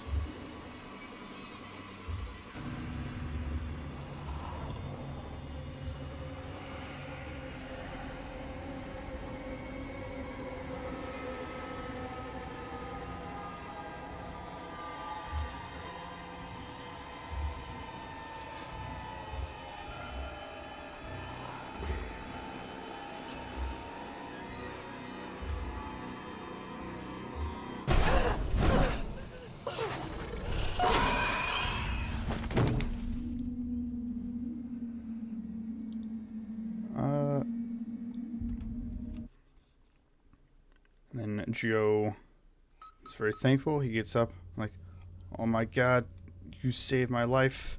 And then Morrow hits him with the stun weapon as well. Along that corridor. And just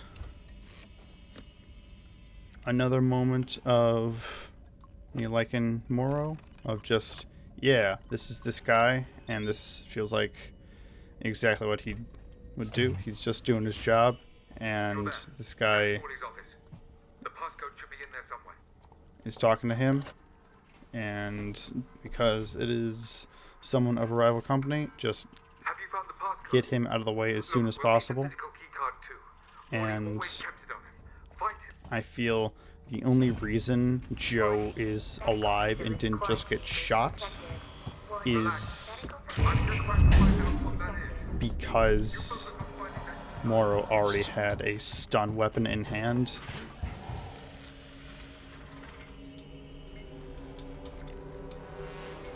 And if he had a live ammunition weapon just in his hand, Joe would be dead. Like, I have no doubt of that.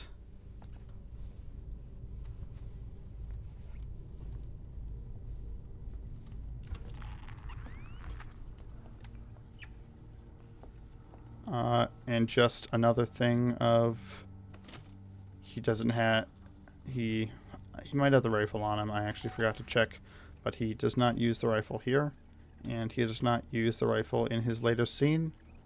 He doesn't need the rifle. He did need to pick up a rifle from the search and rescue people. Search and rescue people don't need to have the rifles. I'm gonna keep harking on and on about it until they show me something with the rifles that actually matters, which him being flailed around, firing his gun around, I am not counting. I already went over that earlier.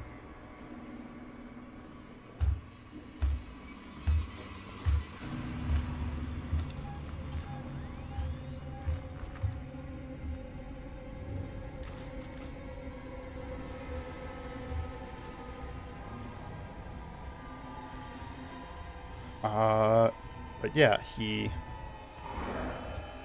knocks out Joe, and then he switches the weapon to kind of do this gel coating over the alien, getting it into this sort of carry bag, and just drags it away. Then from this we kind of do a back and forth,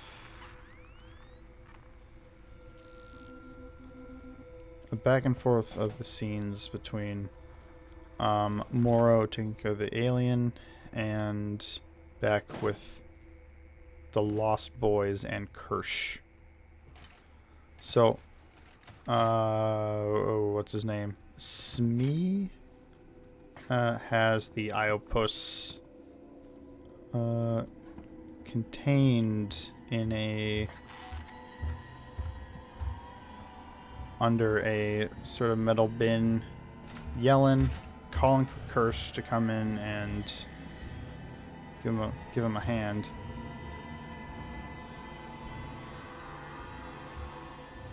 And he leaves Science Kid with the hanger.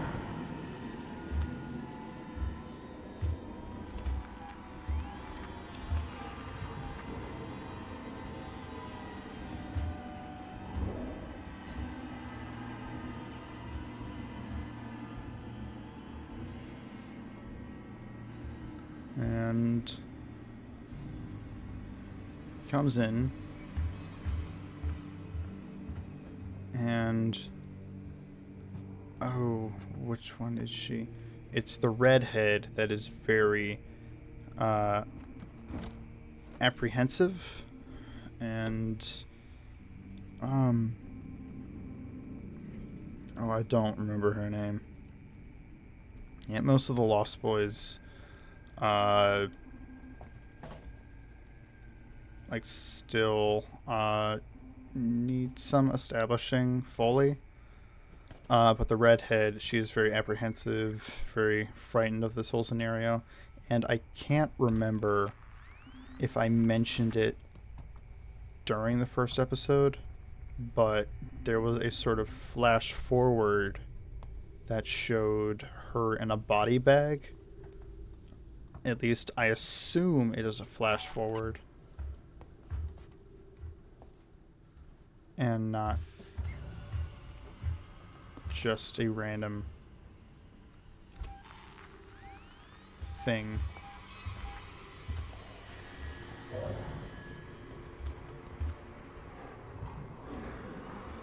So at some point she might be dying.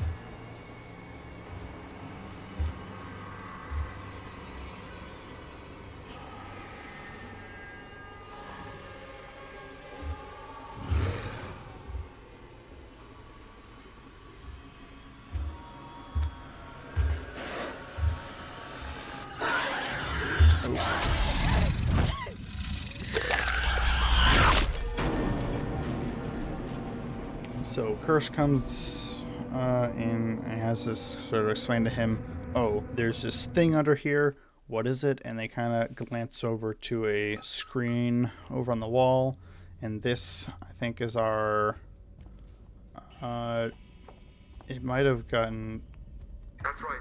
Along that confirmed. I think it was just sort of verbally hinted at earlier that Kirsch is a synth, but yeah, here we get the visual confirmation that Kirsch is a synth, that he sort of plugs himself into the Maganaut computer outlet, and he gets all of the passcode should be in there somewhere. all the necessary information of, oh, this is a science ship, and they're going out collecting specimens for who knows what. Warning. Medical facility quarantine breach detected. Warning. Relax. Medical I'm facility just going to quarantine find out breach what that detected. is. You focus on finding that key card. Shit.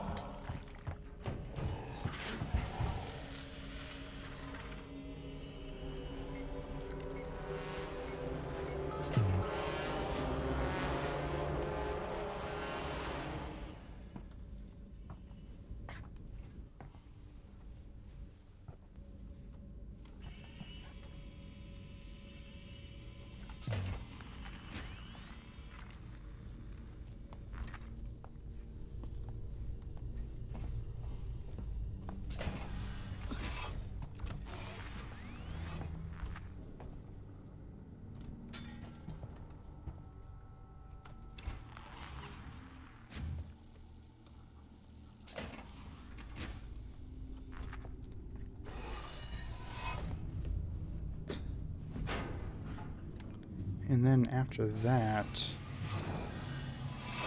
I believe we flash back over to Morrow dragging out the bag, his alien body bag, and he is sort of approached by soldiers. You know, they do their thing of, hey buddy, what you got in the bag? And he answers supplies, but that is very, very quickly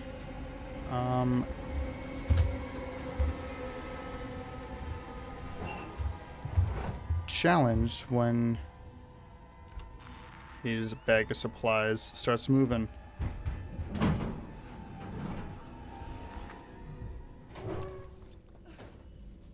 And, they're starting to arrest him. I forget exactly what he says, but it's basically, oh, you have bigger problems. That might be exactly what he said, actually. Not sure.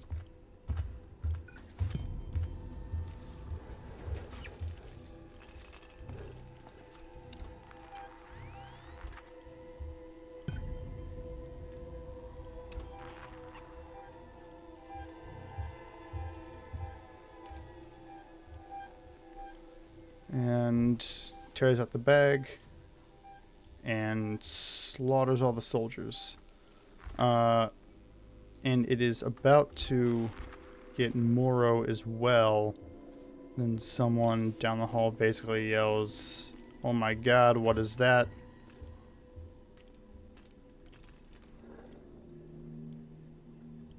And it runs away.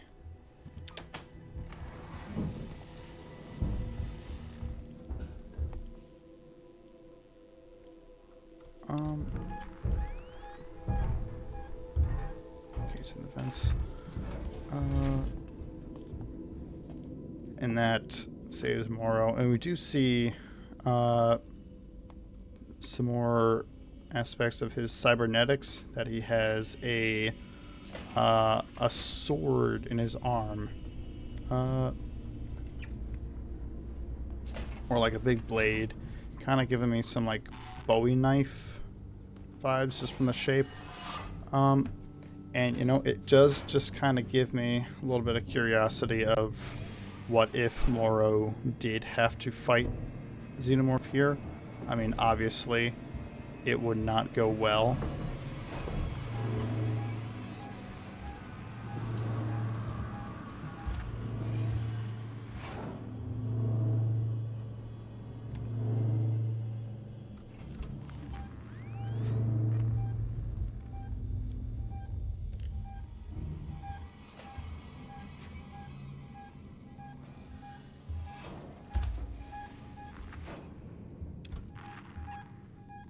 But, like,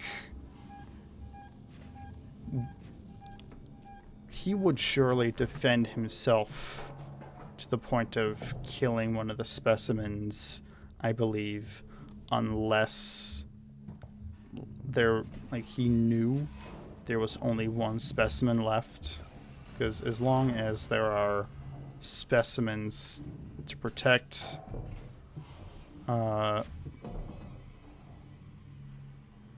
I'm sure he would do everything in his power to get them back to the company.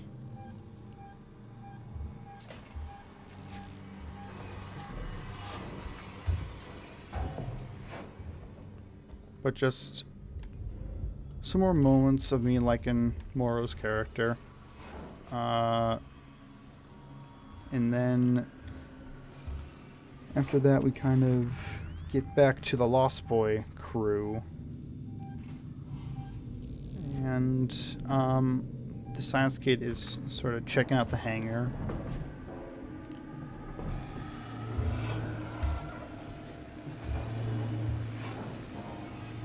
And it sort of puts out this tendril, it's going towards him, and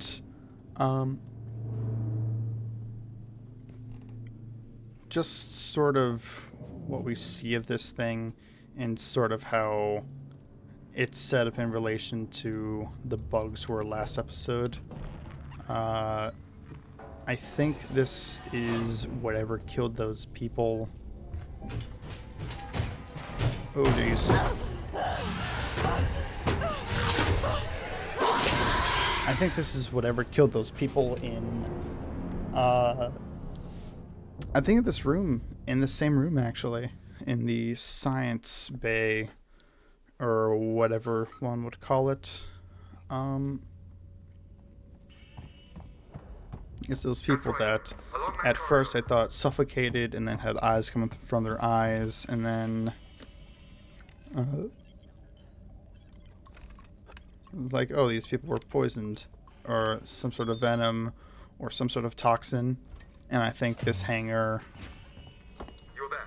That's Morley. did whatever that was. The passcode should be in there somewhere.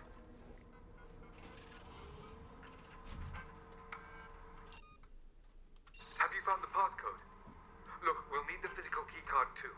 Morley always kept it on him. Find him. Warning. Medical facility quarantine breach detected. Warning. Relax. Medical I'm just going to find out what that is. You focus on finding that keycard. Shit.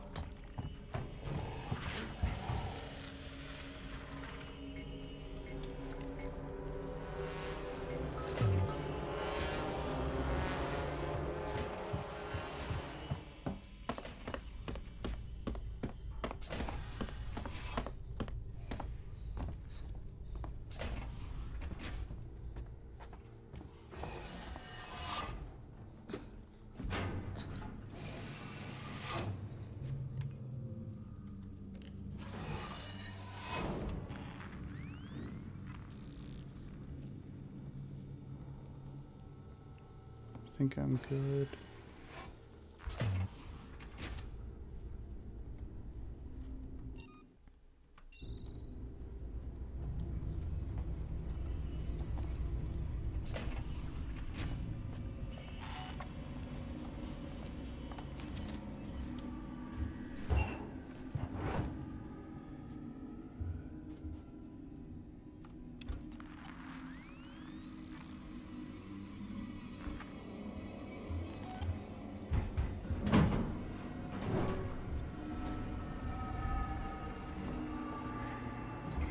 And I don't think at this point I see the eggs.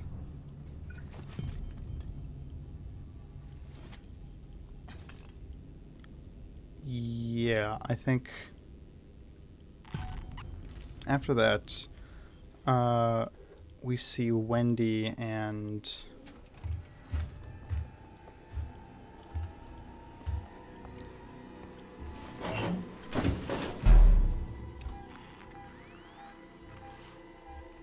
we see Wendy and Slightly walking. He gets a blood drip on his face.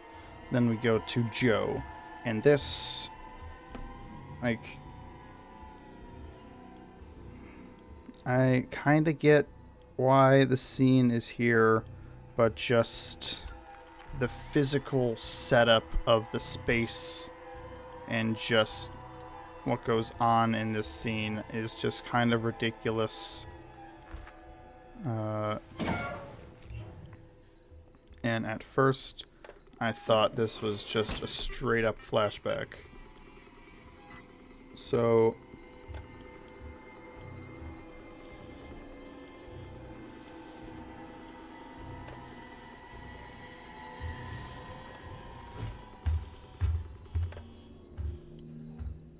it's right behind me, isn't it?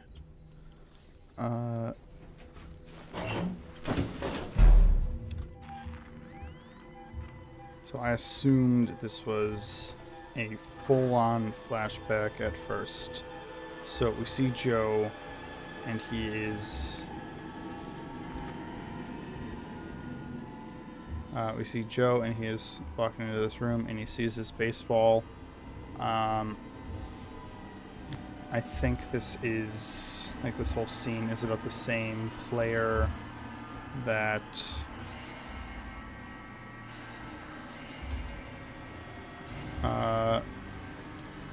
they mentioned he was named after, or his name is akin to this person. Again, I don't really know baseball. I'm not really sure who this person is, but we see playing on a screen in front of Joe, and then during another flashback, sort of offshoot to his father, him and his father, them watching this moment of the game, and just kind of talking about this, about how I think it was 3 home runs in a game, with basically what they're saying is, what are the odds? Like, this was a very incredible thing that had a very low chance of happening, but lo and behold, it happened anyway. And I think that's kind of what they're trying to make the point of here, of crazy things can happen, crazy low odds can happen.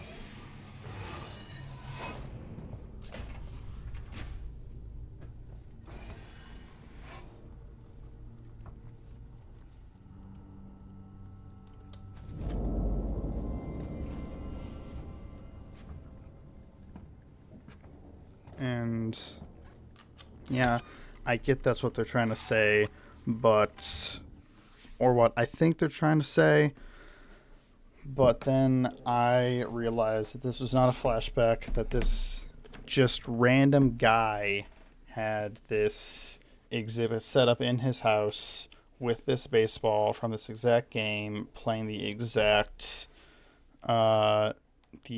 moment on TV that him and his dad had watched the replay of.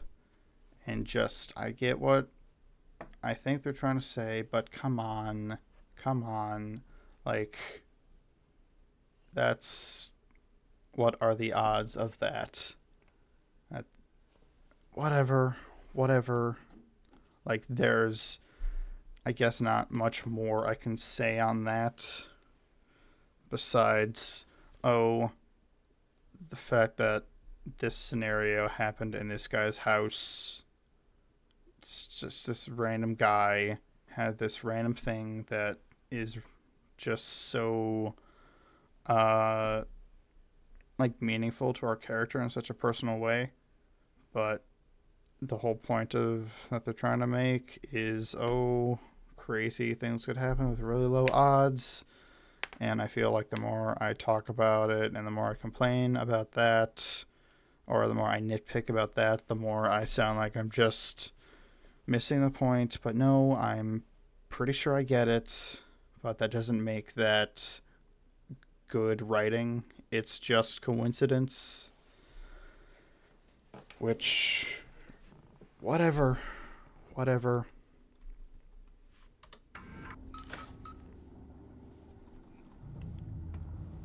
And then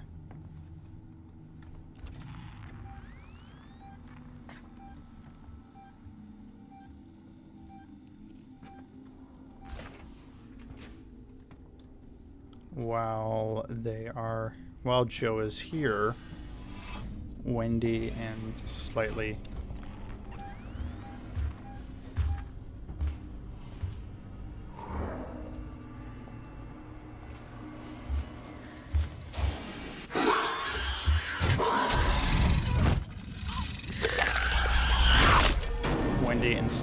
come up behind him. She hears him talking. He's like, who are you talking to? He was like, oh, my dad. And then he goes to check on Slightly because a bunch of blood dripped on his face. And she's like, oh, you were talking to Dad. And like, no, not really. And then he realizes, oh, these people are not people, they are synths. And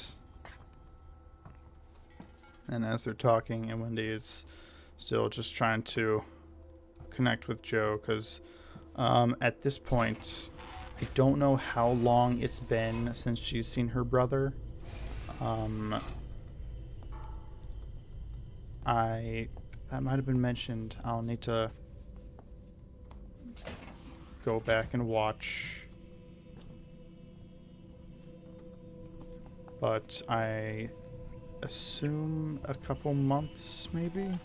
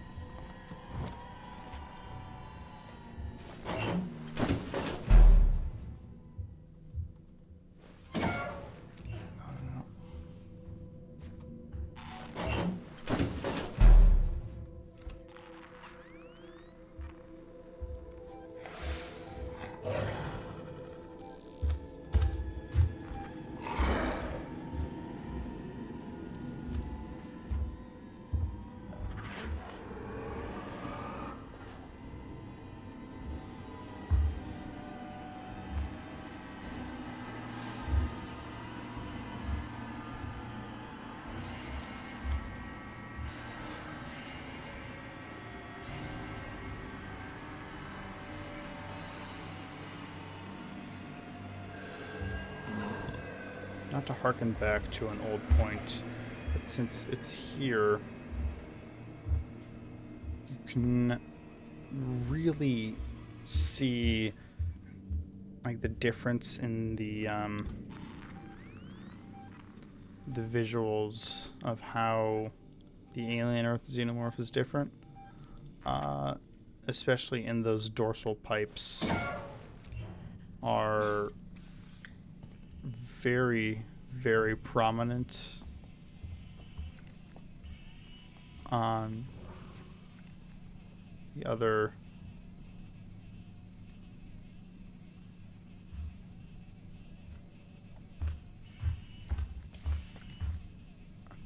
pretty much all the other xenomorphs, while the one on Alien Earth is tiny. The ones are on the Alien Earth xenomorph are tiny. I feel like I need to figure out if it has like a behind the scenes name, because I know the one from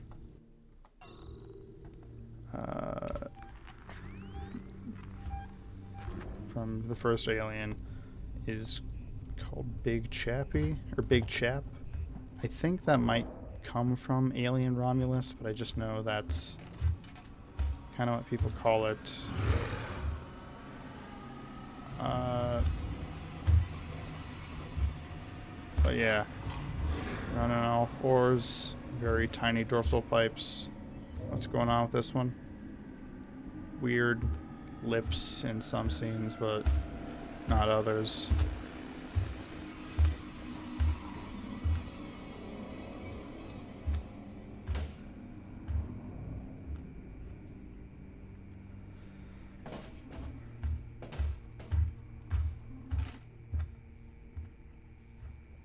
I completely forgot where I was.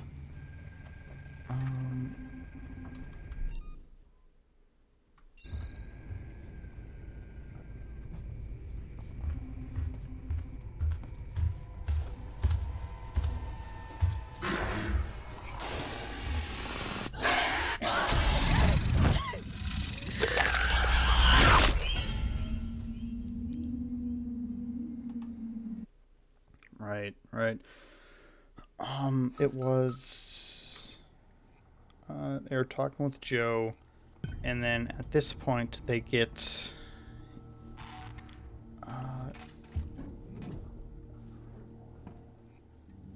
actually I think, yeah, in the earlier scene while Kirsch is looking through all the data, he sees a camera feed of a room at the front of the ship that they see a cluster of eggs.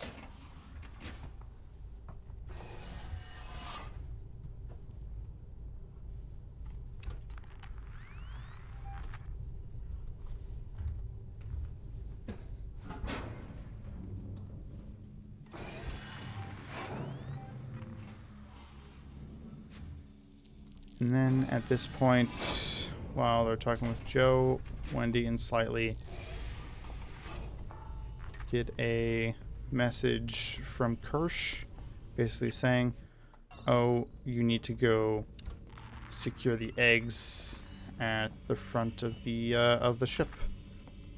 And they're gonna meet up with Smee and the other one. Smee and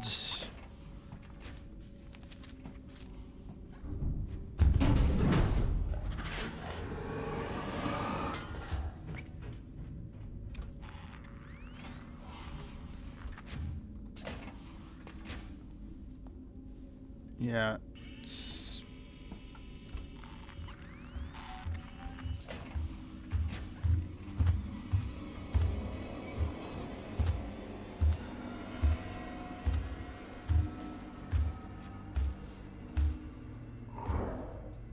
me and another one meeting up at the front, and they convince Joe to come along with them, which I don't really have a problem with him coming with them.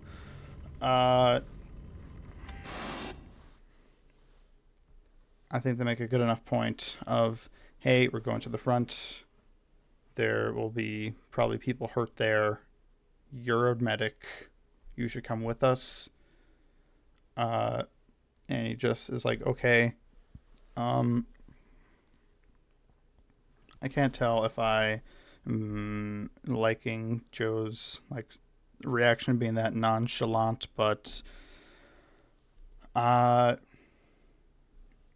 think maybe if they were a little more clear of they were a part of search and rescue, I would have preferred that a little better.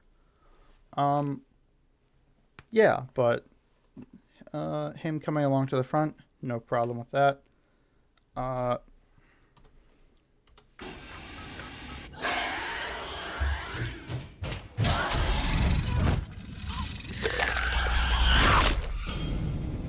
Really hope I didn't just soft lock myself.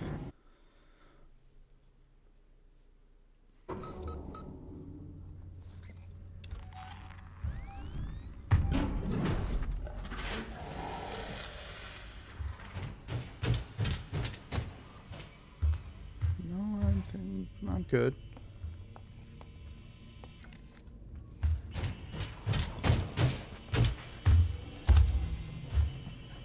I thought I was done for there, though.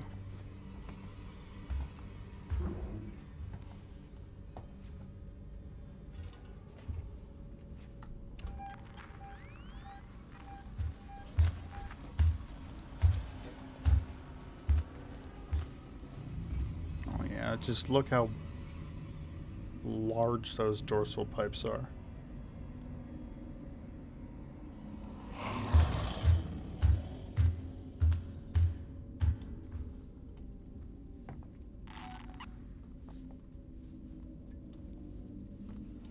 I'm gonna go on another tangent. Once we see all of the is this seriously not?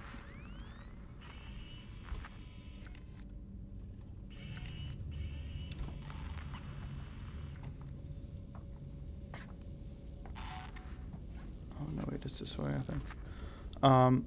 Once we see all of the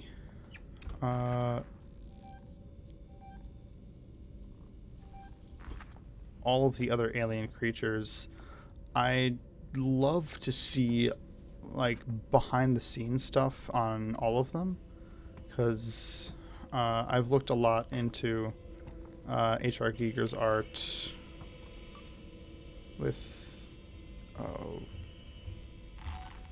shoot. I don't... What was the password? What was the password?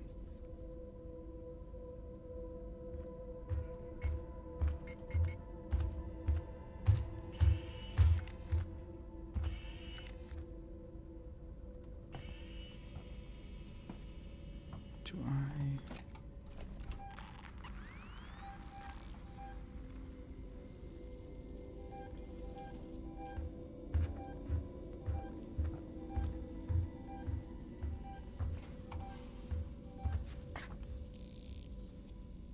Okay, no, I think it's this way.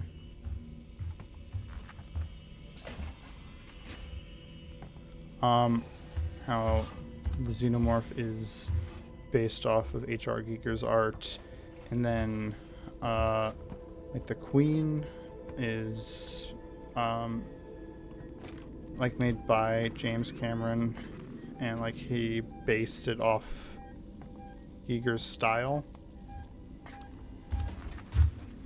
I'd love to see the concept art of all the different aliens, and what I'm like, best case scenario for me is like each one had their own team of designers or like one specific designer, and I'd love to like see the alien, whoever designed it, and then see a bunch of their other art and just kind of see how how there might be a common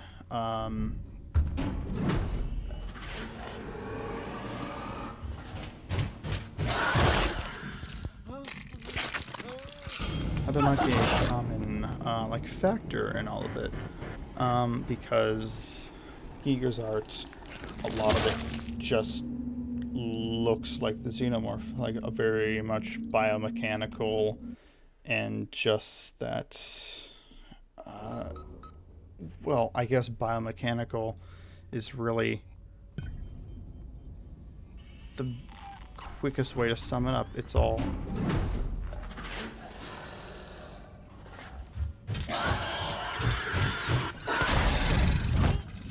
just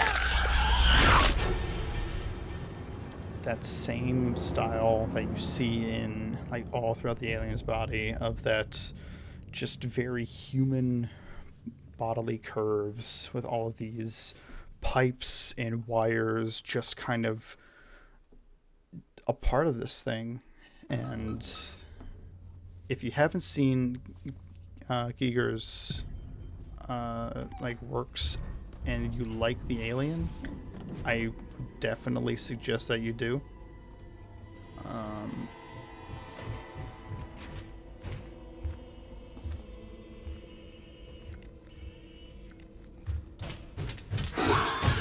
But I'm hoping I may get some of that from the rest of this.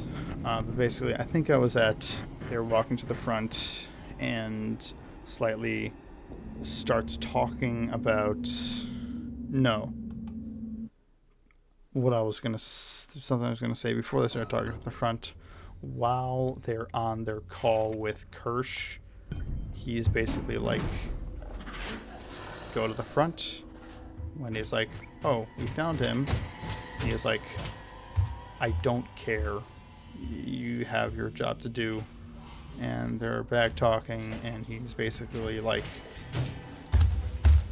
hey, you guys are not children, you guys need to do what you're told. And his tone of voice is like he is speaking to a child, like this very like, that's, I'm bad at cadences. Like a sort of, no. Like, given the context of what's going on, I think Kirsch's actor does a good job of talking to them.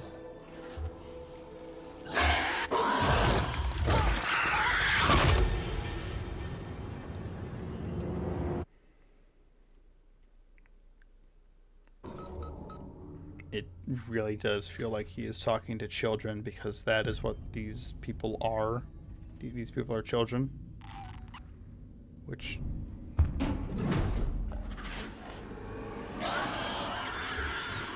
oh, it already saw me. Which is what makes this scenario so just very odd for me. Just odd in general.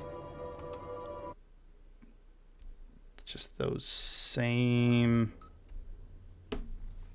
arguments I was bringing up before, and they just keep getting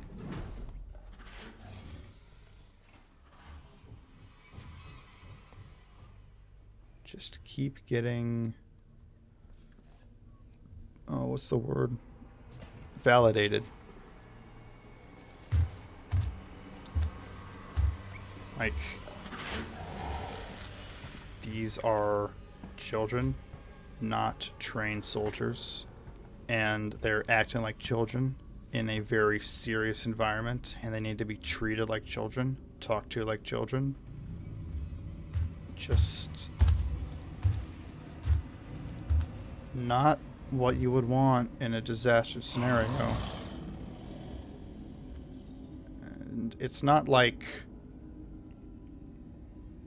they're being sent into an area where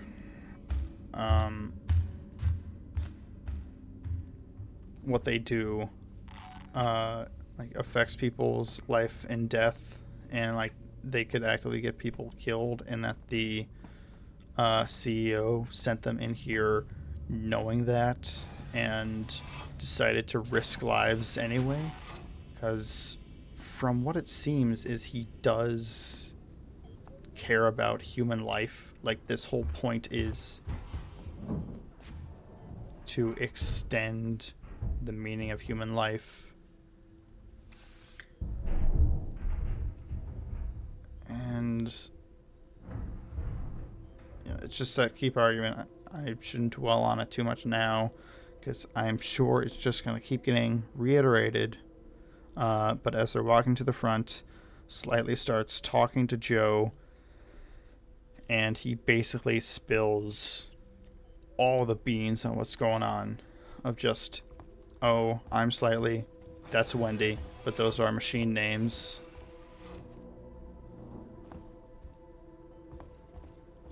Damn you, Coleman! You knew that thing was here! Now that's unfair. I thought it might be there. There's a difference. Now, the passcode. 1702, okay? Now let's get down to the dispensary. Of course, of course. A promise is a promise. I'm sorry for putting you through this. I'm going to step into the other room to punch the code in and prime the elevator. Then we can use the key card to take the elevator down.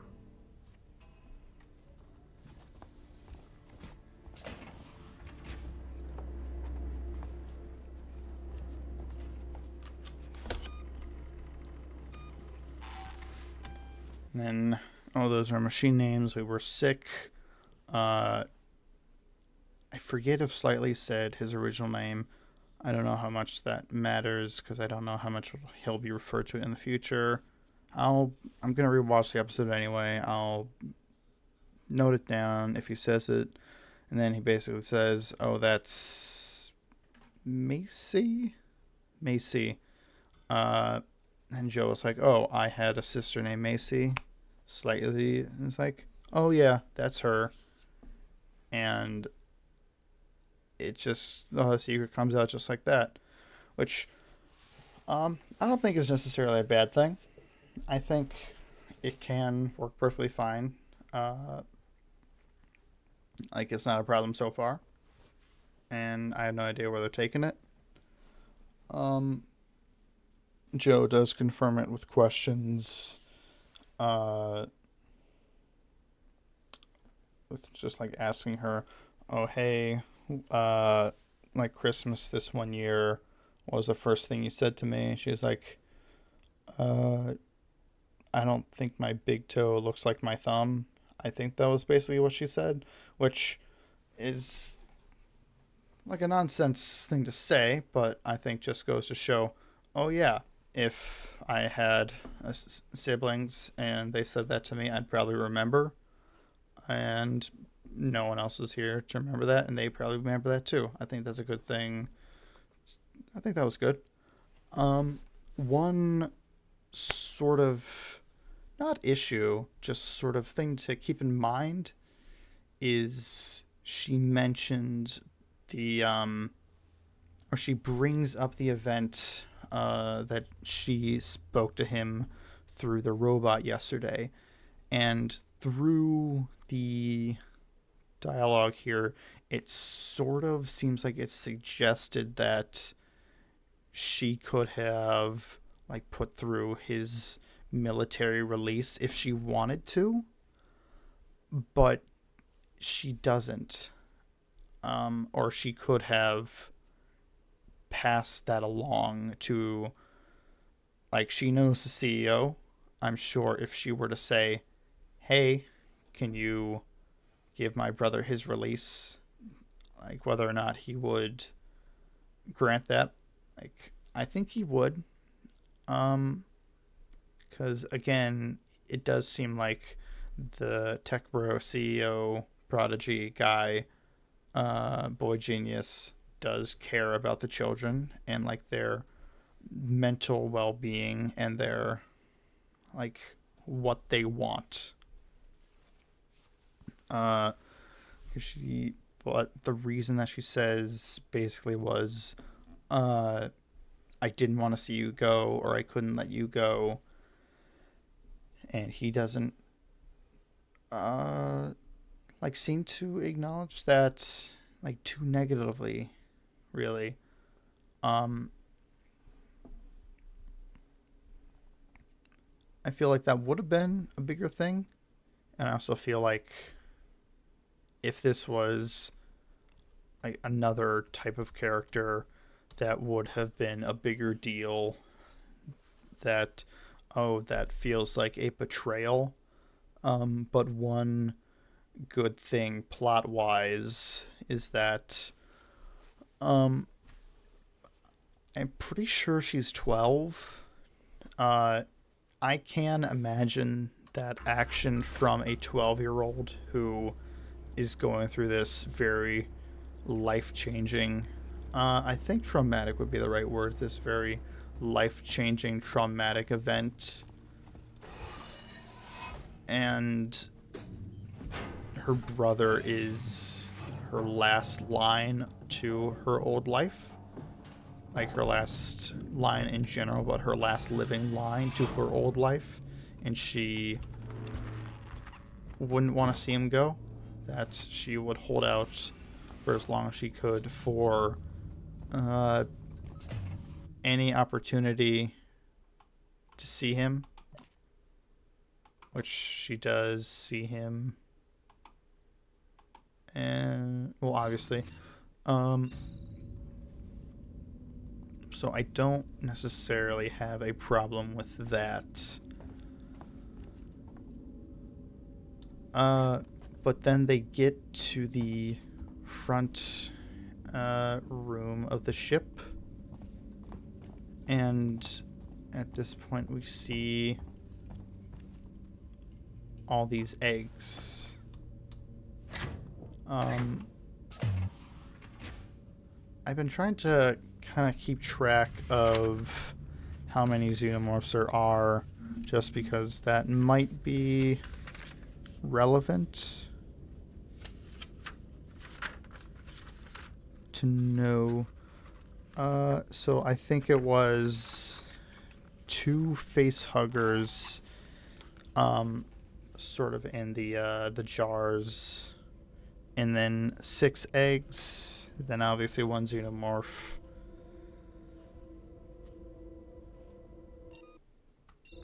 Then yeah, I believe that is it. And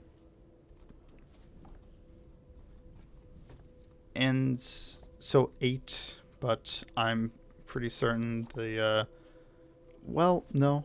The face huggers in the like pods might be alive. Like I remember in Aliens how it had the face huggers similarly in pods, but they did move when sort of people got close. Like they were very active. So maybe just 6, potentially 6 xenomorphs without a queen being born.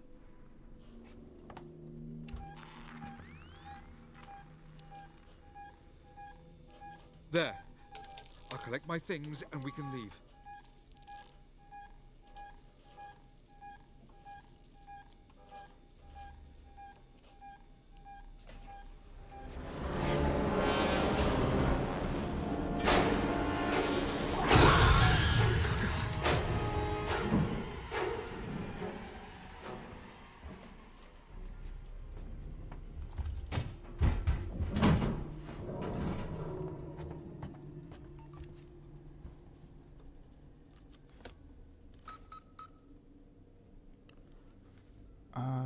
So they get to the egg chamber.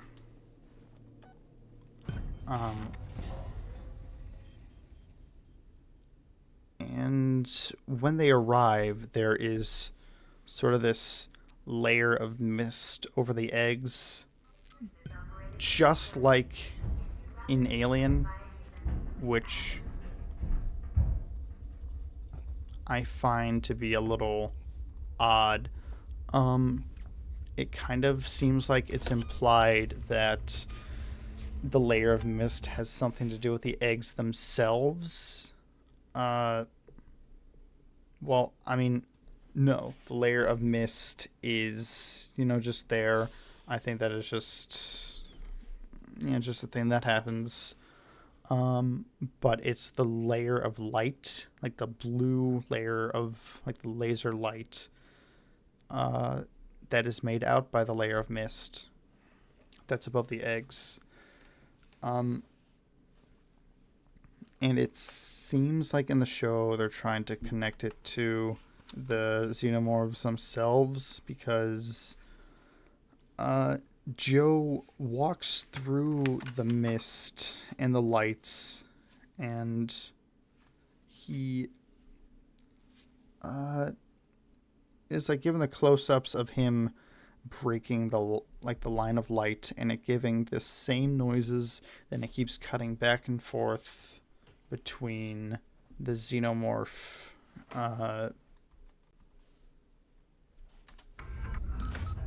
running through the halls toward him.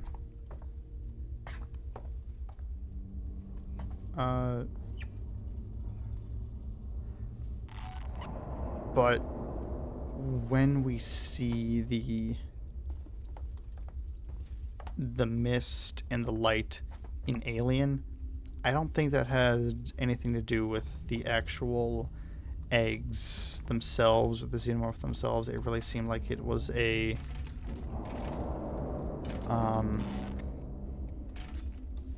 just a thing on the oh shoot, what was it?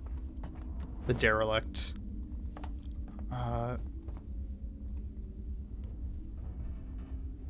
don't know, but I definitely don't think it's supposed to have anything to do with the aliens, the xenomorphs.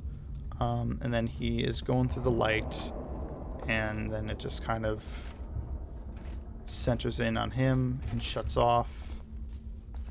And then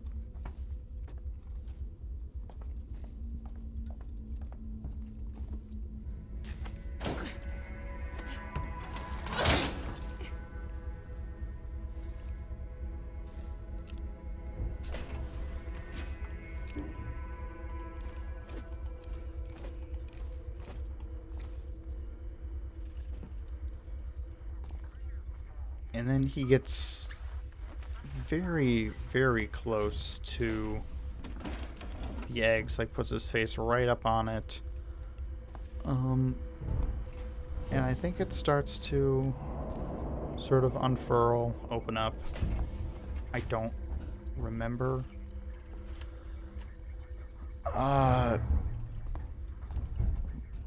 But they're kind of at the very edge of like the ship from the inside, and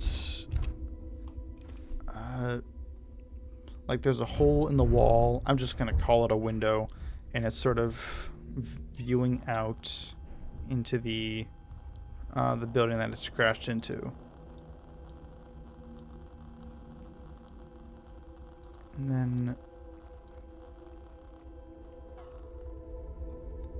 the alien comes. It is like coming up right behind Joe with his back to the window, and then it like jumps through the window at him, and then it cuts to the alien kind of very clumsily just crashing into the front of Joe, which I watched this twice, and I'm very certain this is the events that take place. Actually, I watched the episode twice. I watched this scene like 4 times. Very certain this is the events that take place. He has his back to the window.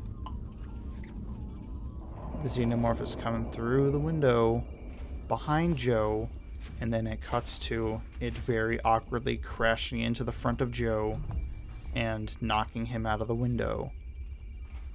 And for one, that just doesn't make sense blocking wise. I mean, come on. I praised the show's blocking earlier, but also just like it's so clumsily ran into him. And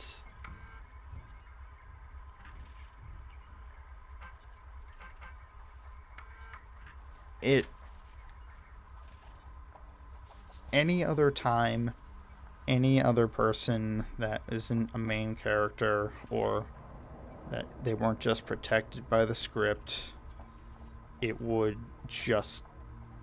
we would have a Bishop moment. It would just kill him on the spot. But no, it just awkwardly stumbled into him and pushed him and itself out the window. And it's just not good. Not that is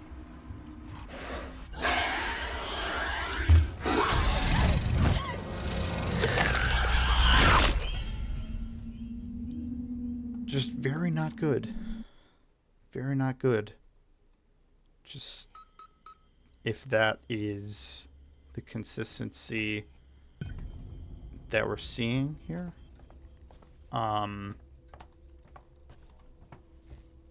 that does not give me ease of mind.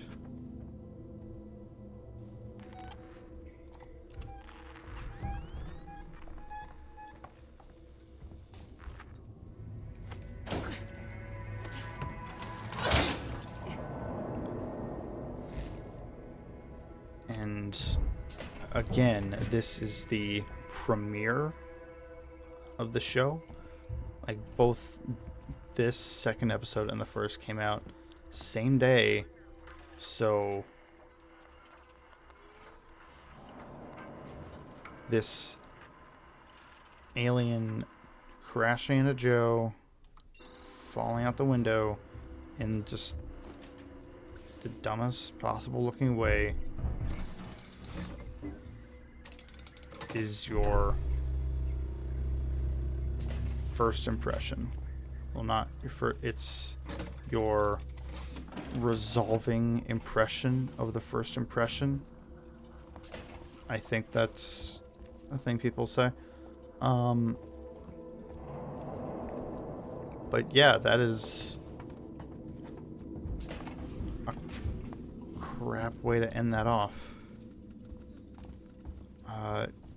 What makes that even worse is Wendy's reaction to that. She like runs to the edge and does the typical, "Oh my God, Joe," which no problem there. That's makes perfect sense. And then she turns to us slightly and says, "Guard the omelet," or "Protect the omelet," which, yeah, that's fine. Calling it the omelet is cool, I guess. Good enough name as any. But then she doesn't go straight after Joe. She turns around and runs out of the room through the door. Why is that a problem, you may ask? Well, she just watched her brother fall out of the window at a very great height, which, by the way, he is... Samuels, there's a Dr. Lingard, senior medical officer. Should be able to find out where they're keeping everything in her office. Good luck, Ripley. Hurry if you can. Joe is very, very likely dead. Well, I know he's probably not going to be, but that is a very, very large fall. And wherever he's falling, there's going to be a xenomorph right next to him that is gonna do what they do. And let's say it's a high enough fall that xenomorph like dies from it. Joe is probably gonna die too. Because they, like, the xenomorphs are much, much more durable than a man, than any human. Except Batman. And let's say that Xenomorph does fall and die and Joe survives while they're falling together. And it has pressurized veins of acid blood that it'll probably spray all over the place upon a high fall blunt force trauma death, and Joe will be in very close vicinity to that. So that's, any way I look at it, is no bueno for Joe. If it does like a, I don't know, like the end of Empire Strikes Back, where, oh, they fall down this pit and like Joe falls down a shaft, like a vent, and the Xenomorph falls down a different shaft, and Joe is hanging on to a radio antenna, and he's like looks down and sees his dismembered hand. I mean, the Xenomorph falling, and it's gone. Sure, that would work. Wouldn't really make sense here, but that is whatever. The fact that I don't know if Joe is alive or dead kind of mitigates whatever that problem would be for now, until I see him dead or alive. But the big problem is Wendy leaving the room the way she does. If only there was a time in the episode before this where the very first showing of the strength of these children in their synth bodies is Wendy stepping off a cliff and falling a very great height, and then landing on her 2 feet completely fine. If she can do that then, why can't she do this to go after her brother, who is the whole point she is here? Like, she knows, I'm sure she knows or has an idea that whatever fall he has just taken is not going to be good, and that whatever creature just like tumbled out with him, took a little tumble off the cliff, is probably not good either. And then she doesn't take the quickest route to him. She doesn't even know what route she's taking. She doesn't know the layout of this ship. She doesn't know if or where a access point to the very bottom outside of the ship is. It's not a good decision on her part. And I don't know, it just felt like a very weak place to end off the episode. We have another song that I don't think really fits the Alien series here again.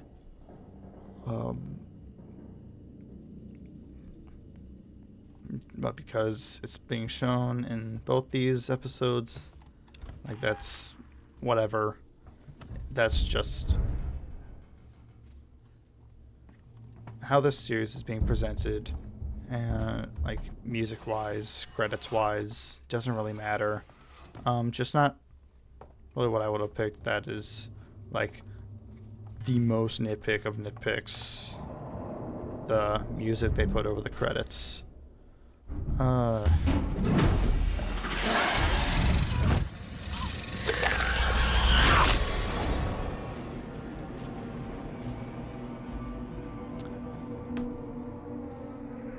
This time it is Tool, which I'm not really a big fan of Tool. I just not really my style. I haven't really listened to them a whole lot. I did prefer Ozzy in the first episode. would have preferred him throughout the entire series, honestly. But yeah, that is basically the second episode of Alien Earth. And hopefully it picks up from here. I have not lost faith. I've not lost hope. I am ready to accept that Alien and Aliens will continue to be the best that the Alien franchise has offered or will offer by the end of the show. Like, that was already without question, because those films are chef's kiss.